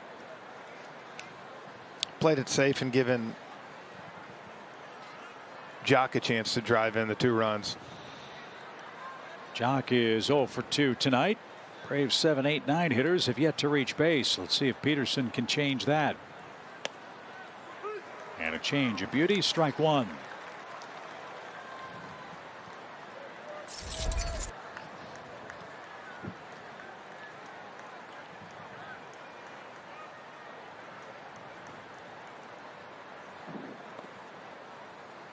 Braves had 2 on, nobody out. Now they're at second and third, 2 outs, still 3-0. And I'm sure Atlanta would love to have Ozzie Albies come to the plate in this inning. He's on deck. Again, the Braves do have the luxury of using a designated hitter all weekend long. We'll see how Brian Snitker uses that position in this series with Baltimore. Next Braves day off is coming up on Wednesday. They were off yesterday. Pitch sunk inside. 2 balls and a strike.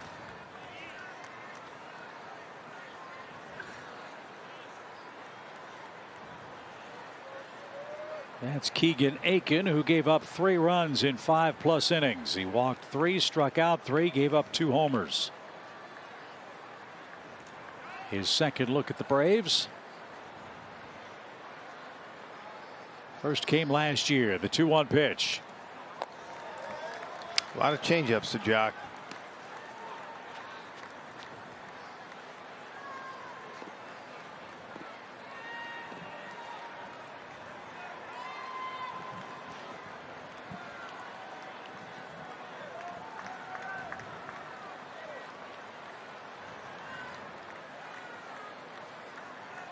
So Tate about to make his 13th pitch.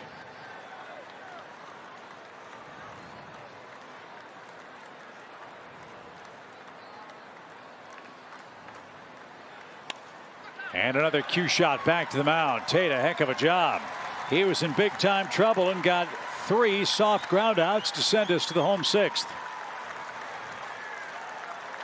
Max Fried through his 5 innings of work. It's game 1, Braves and Orioles. Always fun to scoreboard watch as we take a peek at our Xfinity game break.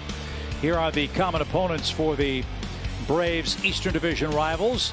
After Atlanta takes on Baltimore, home for 2 with the Yankees. While the Braves are playing the Yankees, the Phillies have Tampa Bay, Jeff, after their series with San Diego.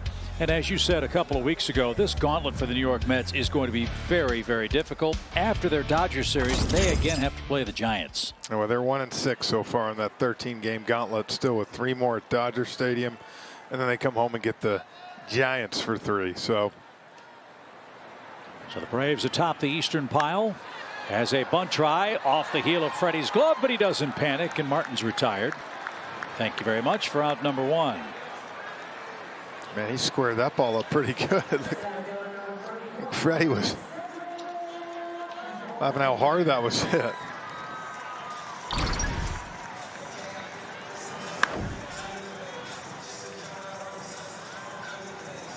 Hey, didn't panic, kept it in front, and made the play. Martin's going to go punish a trash can, I think. Yeah. So he's 0 for 2. Top of the order now. Here's Mullins. He's 0 for 2 as well. Riley made a nice play to retire him. I loved your comments in the open when you talked, Jeff, about how remarkably this turnaround has gone for the Braves. I think we're all somewhat short-sighted in remembering this one's hit in the air toward left center field, but playable. Middle of June, the Braves were 7.5 games out of first place. And not looking good. Just inconsistent. But I'll tell you what, when it turned quick.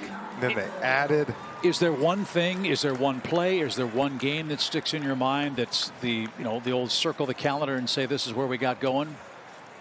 No, because I mean, I kept thinking it all the time. Remember, they took 2 out of 3 from the Dodgers here at home, and we thought, okay, they're going to get going.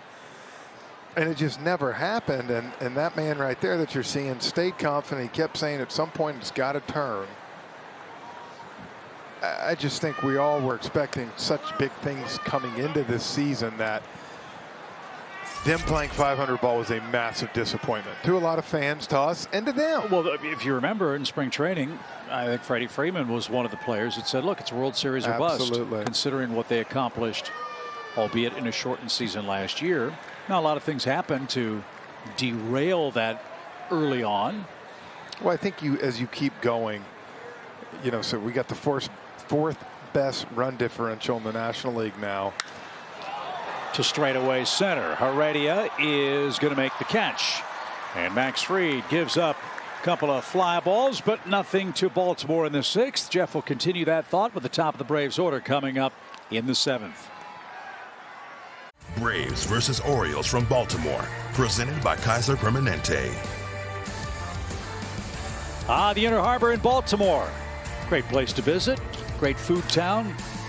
Blue crabs with pull tabs. It's a good spot. Fun place to play. And the Braves are having fun tonight, leading 3-0. Top of the order coming up in the 7th inning. It'll be Albies, Soler, and Freddie Freeman. So we were talking about the old circle the calendar date for Atlanta. And the job that Brian Snitker has done in keeping this ship righted. I think honestly, when everything changed a little bit to start, when Ronald went down in Florida, the Braves were starting to get on a little bit of a streak. I thought they were starting to play better baseball. He goes down day before the All-Star break. Remember that Pablo Lopez struck out the first 9 hitters in a row.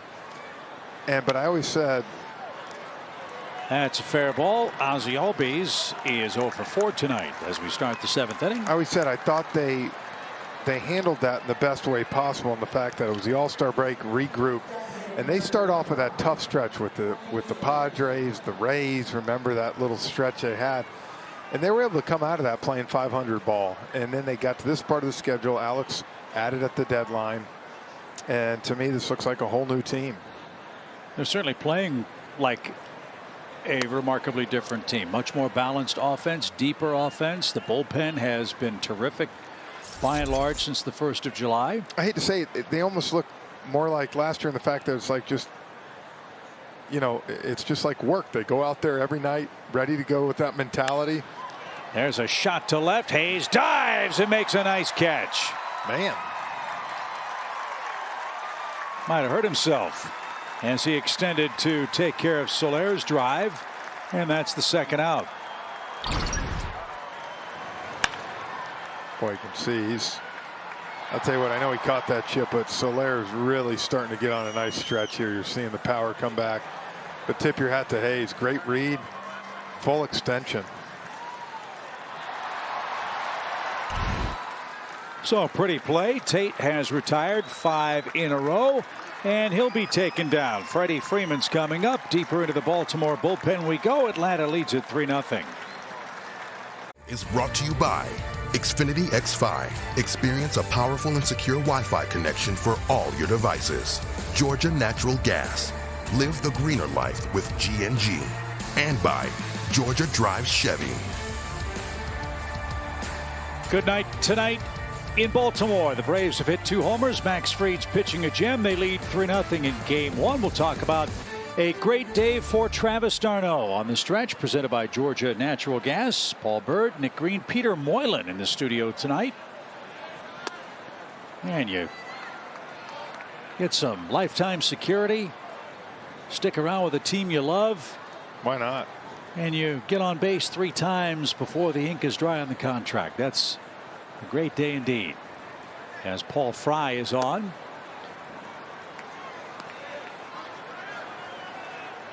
Fry's got a 5.64 ERA.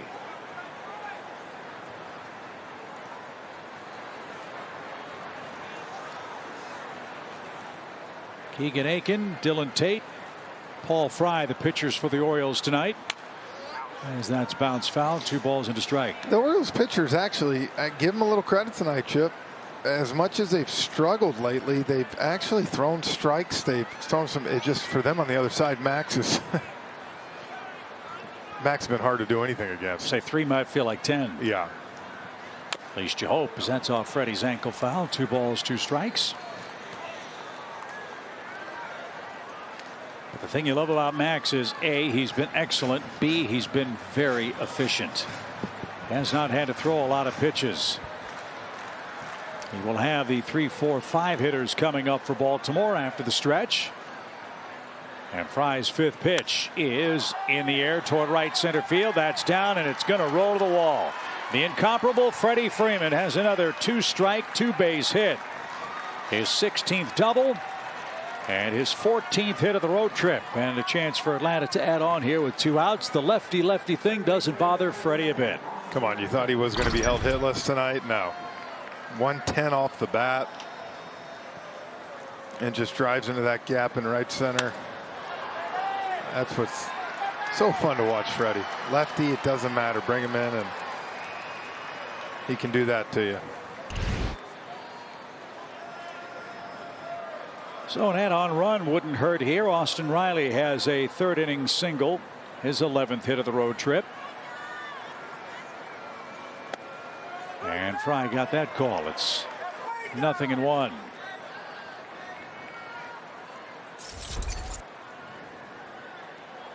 Braves are beginning to do good work in the late innings. They've been doing good work with 2 outs. And Riley shoots one towards center, but that's going to be caught by Mullins. And Fry gives up the double and nothing else. Big day for the Braves and Travis d'Arnaud. The guys on the set are ready for the stretch. Take it away. And that man you're looking at, Freddie Freeman, is our Yellowwood bringing the lumber. Team stats, let's take a look at Freddie this season. Tale of two seasons for Freddie. First 60 games, really just never got out of the gate.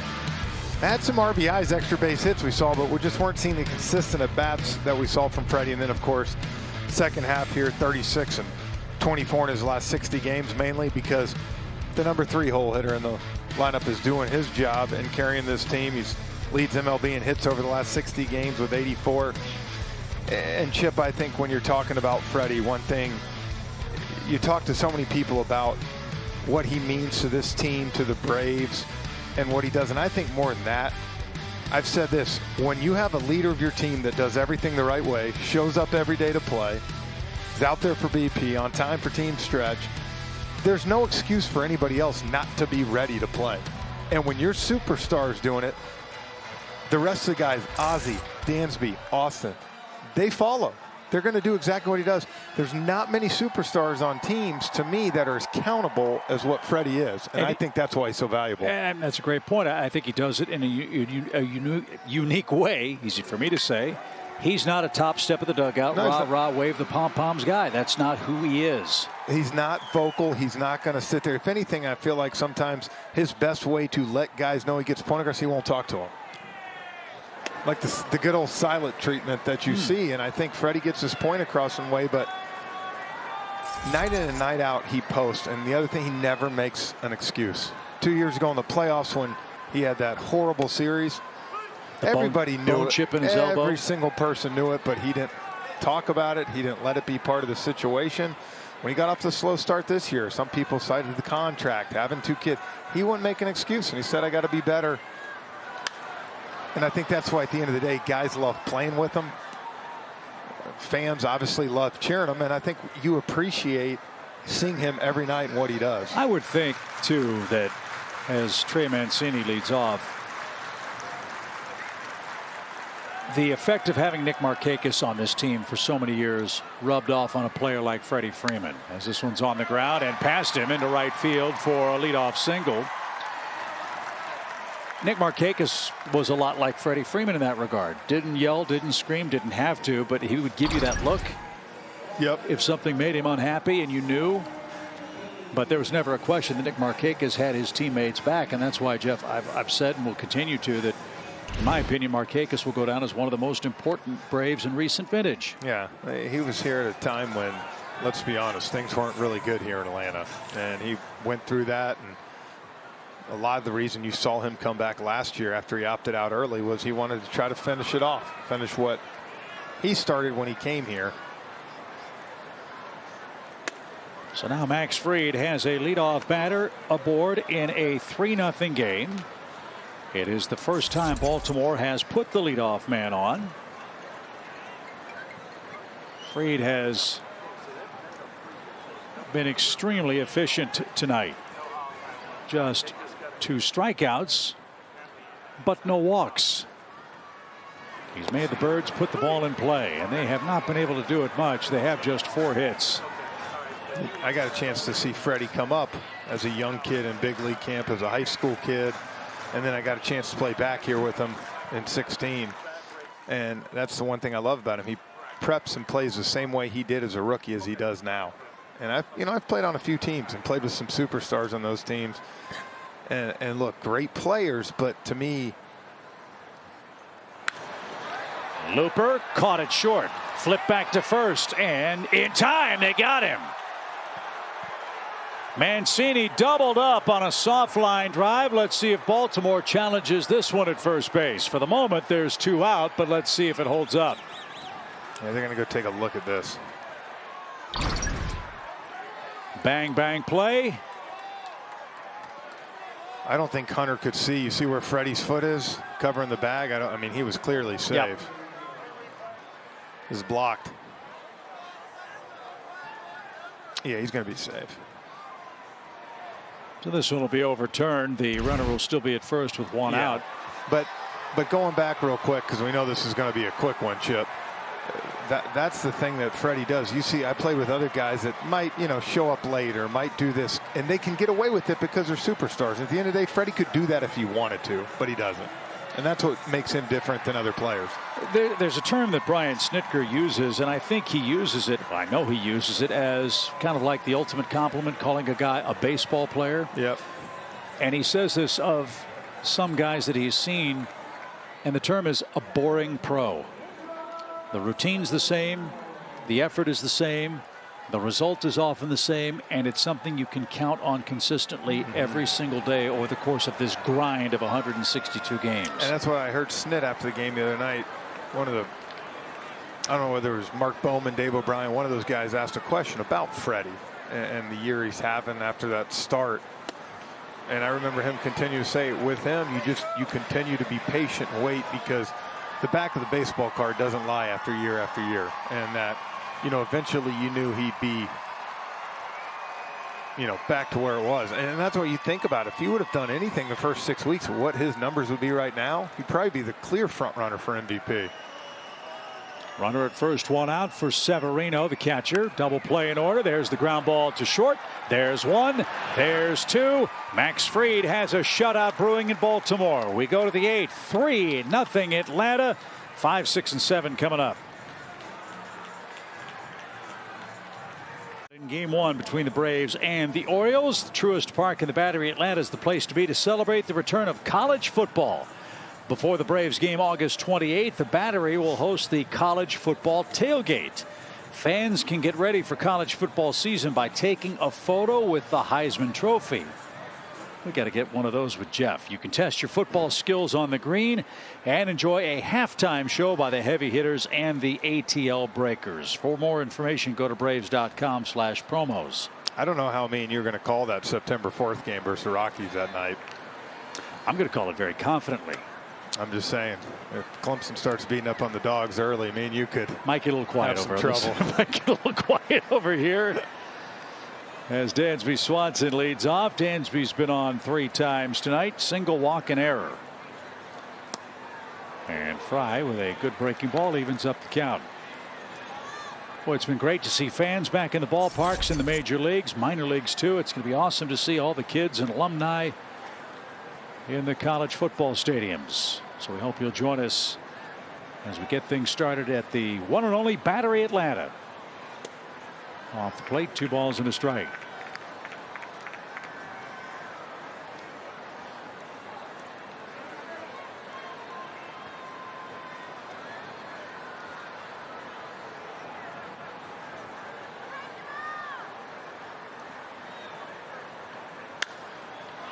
Driven out of play. It's 2-2. Again, the Braves lead the division by 4 games. The Phillies are in San Diego tonight. It's Matt Moore and Blake Snell. Phillies have dropped 7 of 9. 6 runs, 14 hits total in Arizona for the Phillies in that sweep at the hands of the Diamondbacks. A little ground ball hit towards short. And this throw is on the money in time. Martin takes care of Swanson for out number 1. And before we get to Travis d'Arnaud, let's take a quick message from Landmark. Chip Carey at Landmark Moro, the clear choice for your next Chrysler, Dodge, Jeep, or Ram. Start a winning streak today with the #1 deals at LandmarkDCJR.com.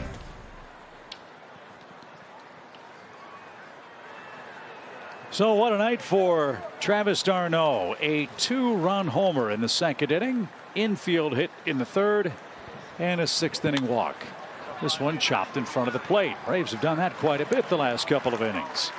And just like that, 2 are out as d'Arnaud is retired for the first time and Duvall's the hitter. Keep an eye on the Mets and Dodgers tonight as well. LA has won 7 straight.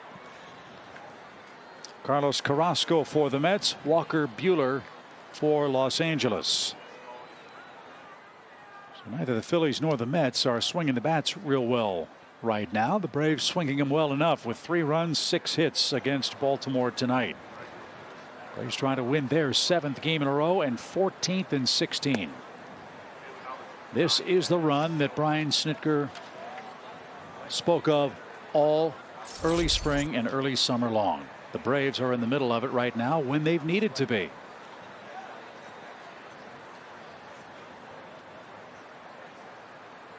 I remember going to the open of that St. Louis series on that Tuesday night, Chip. I said Braves needed to go 12-6 in these 18 games to realistically get to, I thought, maybe tie for first. Well, they can get 6 more outs. It's going to be 14-2 with 2 left. 2 balls, no strikes for Duvall, who takes low, ball 3. Heredia would be next. Brian Snitker's club 13-3 in August.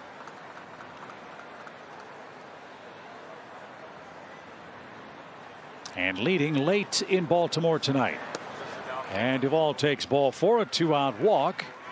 Braves have had base runners in each of the last 3 innings. Let's see if they can push across a 2-out run. Heredia's coming up. Heredia has yet to get the ball out of the infield. He's grounded out twice and he has struck out. For Baltimore, they are getting dangerously close to losing for the 16th straight time. It's just seeing Brandon Hyde in there, just wondering what goes through his mind every night. I mean, tonight's one of those things. He's got to be proud of the way his staff's throwing the ball. 6 hits to this offense, the way they've been swinging it. And then he says on the other side, can't do anything against Max Fried. It's almost like looking at it from the outside in. At this point, you look for moral victories, and for them, a moral victory is being down only 3. That's a tough place to be. No question. Has more action in the Baltimore bullpen. Tanner Scott, who's been busy. Heredia, no balls, 2 strikes. If he reaches, you might see Scott for Peterson. Pitch. Severino, a nice stop.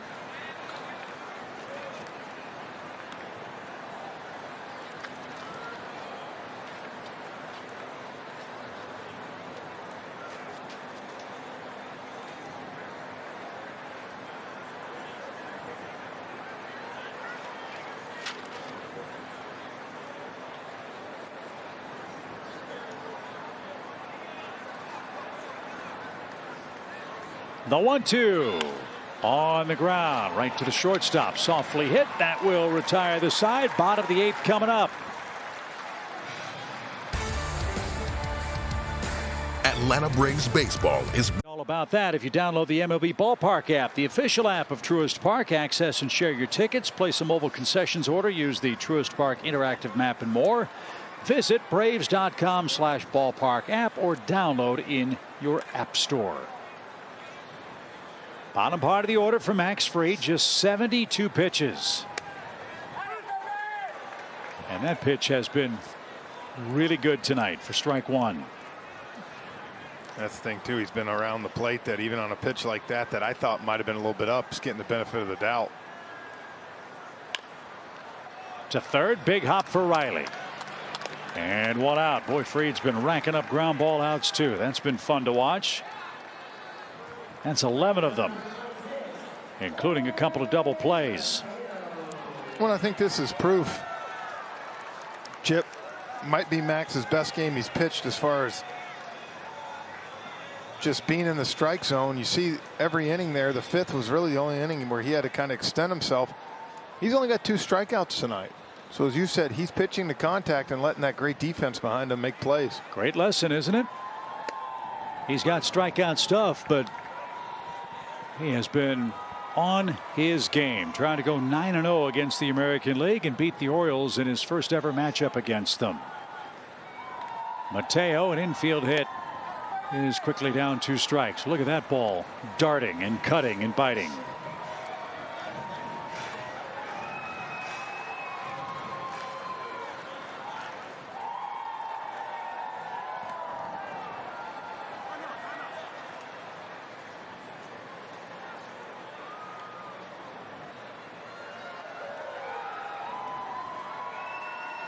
The 0-2.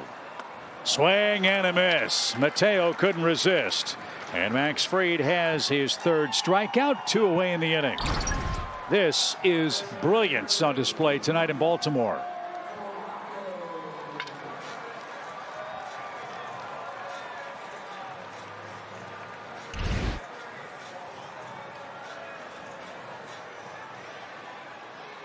So one more man to get before we head to the ninth inning, and it's Maikel Franco, who's 0 for 2. Braves have their rotation set up really well for this series. Baltimore 15-30 against left-handed starters, and Atlanta's got 2 of them going in this series. The second one is Drew Smyly. Then Touki Toussaint will wrap up the road trip. Pitch.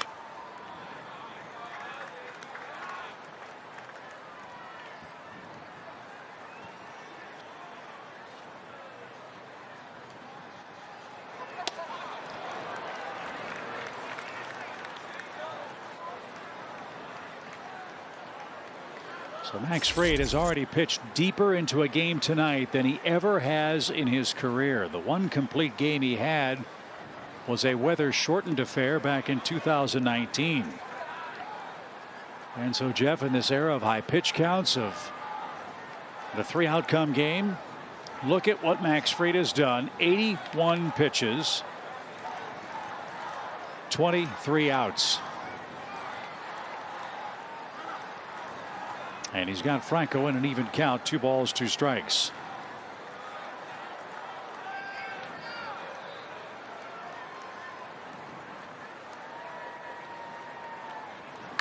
On the ground, right to Ozzie Albies, and his throw is perfect.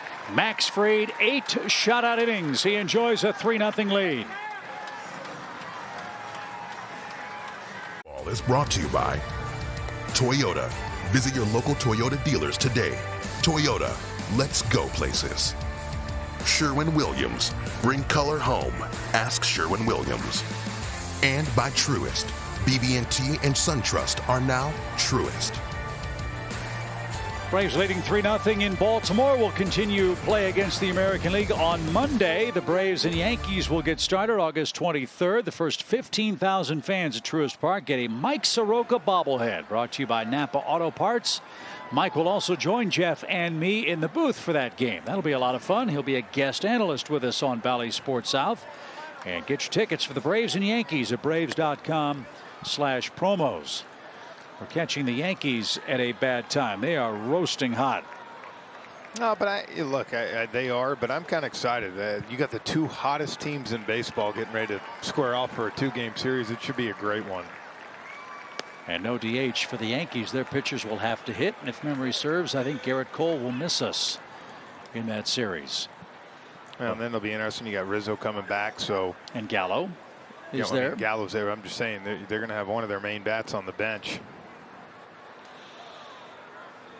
Stanton and Judge and all the rest as Peterson bounces 1 foul.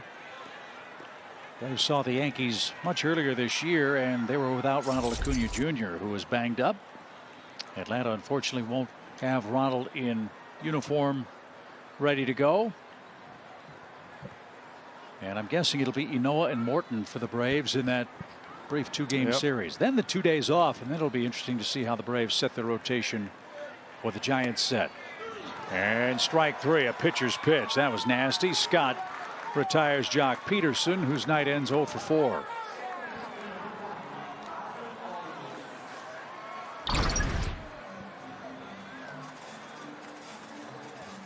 Yeah, it's a good pitch. I mean, that's not much you're going to do about that. And he's been given the corner all night. Yeah, think about it, though. Max will pitch probably, I guess, Friday night against Giants. So Max is going to get a nice little couple extra days rest for his arm, too. Ozzie shoots one inside the bag at first. So Albies has a base hit. That comes in the 9th inning with 1 out. He's now 1 for 5, and Soler is coming up. As you said, he wasn't going to go hitless tonight, was he? No. Well, he was 0 for 3 against the lefty starter and another lefty here. I said not many times you see people hold Ozzie 0 for 4 from the right side.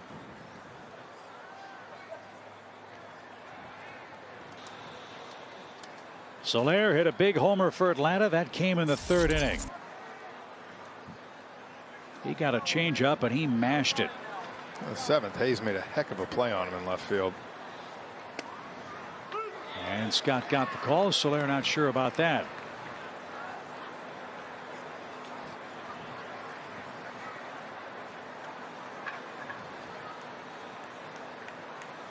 Tanner Scott has worked a lot. Second most appearances by a left-hander in the American League, as Soler got jammed a bit. Hayes on the run, robs him again. It hung up just a little too long for Soler to record his second hit. Back to first is Albies. Two good plays by Hayes in left field, and two are out for Freddie Freeman. Soler's going to say, man, I got to stop hitting it to him, and I think the only way for him to do it is just do what he did in the third inning. Hit in the seats where he can't get it. Another good play.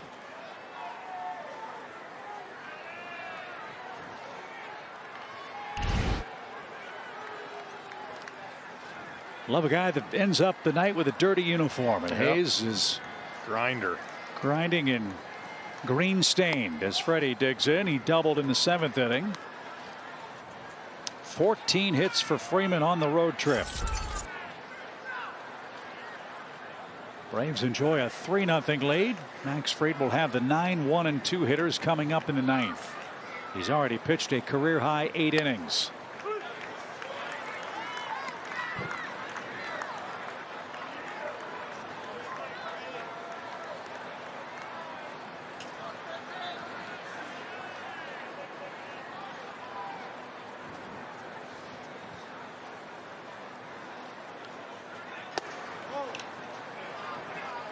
This guy's got a pretty good idea. He is pitching to the corners and on the black. Yeah, look, I said it. The Orioles tonight, they're pitching. They just ran into Max Fried, who's only given up 4 hits. And the Braves have only gotten 2 hits since the end of the 3rd inning. So they've given themselves a chance, but they're down 3 as that's off the plate. 3 balls and a strike. Austin Riley waits on deck. This is where Freddie reels in left-handed pitchers. He gets ahead in the count. You throw him a cookie, he's going to make you pay.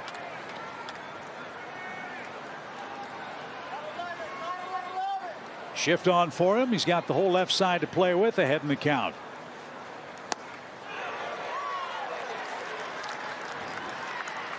So Albies will be running with 2 outs, but you've got a lefty pitcher. You got to make sure Scott delivers the baseball to the plate.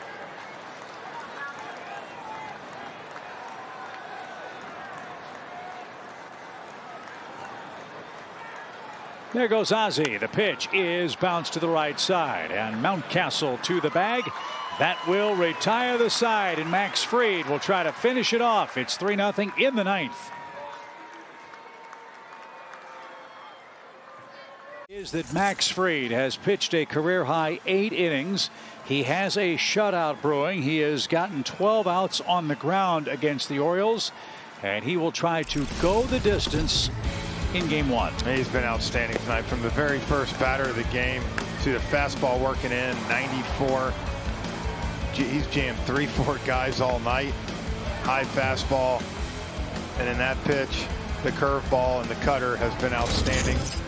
See right there, career high 8 innings, 4 hits. I told you what I love. No walks, 3 Ks. Now 1 walk for Max in his last 3 games, and he's 3 outs from a complete game shutout.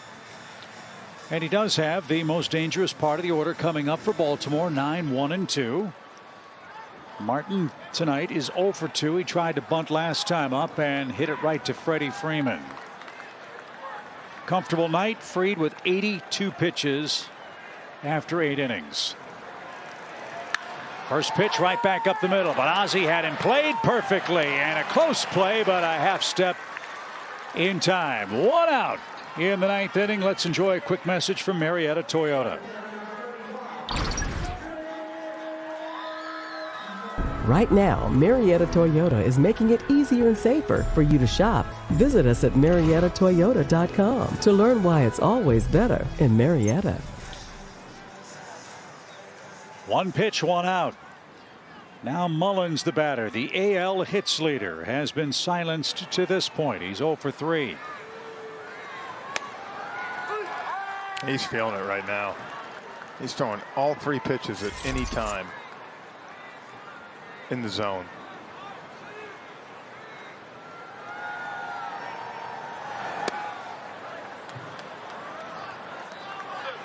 Will Smith is playing catch in the Atlanta bullpen just in case Fried has a base runner or two here because Mountcastle and Mancini are 20 homer men. Hayes has hit 13. He's the cleanup man.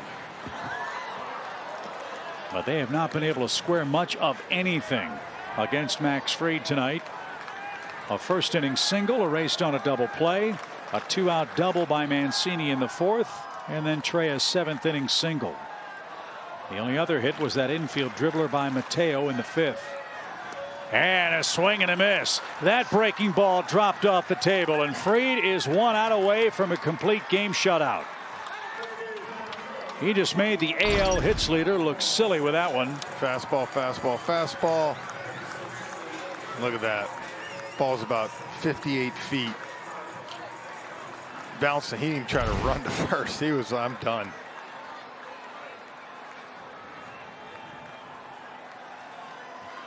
Max Fried looks cool, calm, and comfortable. And Mountcastle behind 0-1. He is really mixed up, Jeff. His first pitch of a sequence all night tonight. Told you that. We've always seen him, sometimes start where he has to struggle through that first or second inning. Chip, tonight, everything was working from the first pitch. And when it all comes together, it's a beautiful thing. On the ground, Riley dives. He's got it. The throw. It's a complete game shutout for Max Fried. The first 9-inning complete game of that young man's career. His 37th lifetime win. The win streak for Atlanta has reached 7. They've won 11 straight on the road. The Orioles dropped their 16th straight. And Jeff, the Braves still perfect on this road trip. You see that first career complete game shutout. And as you said, first for a Brave since June 1st of 18. Max could have gone 2 more innings tonight. 89 pitches, 4 hits. Like we said, made them put the ball in play tonight. It was a beautiful thing. Congrats to him and congrats to the Braves. 7-0 now on this road trip. Listen to all the Atlanta fans at They're Oriole pumped. Park. They are chanting and chopping as Max Fried, a 3-0 shutout, starts the weekend just the way we like it. Atlanta got 2 homers. They got dominant pitching, and they continue to roll. And they'll try to do it again tomorrow at 6:30 on Bally Sports Southeast for the middle game of this 3-game series. The Braves continue to roll. They're unbeaten on the road trip. And we'll talk all about that.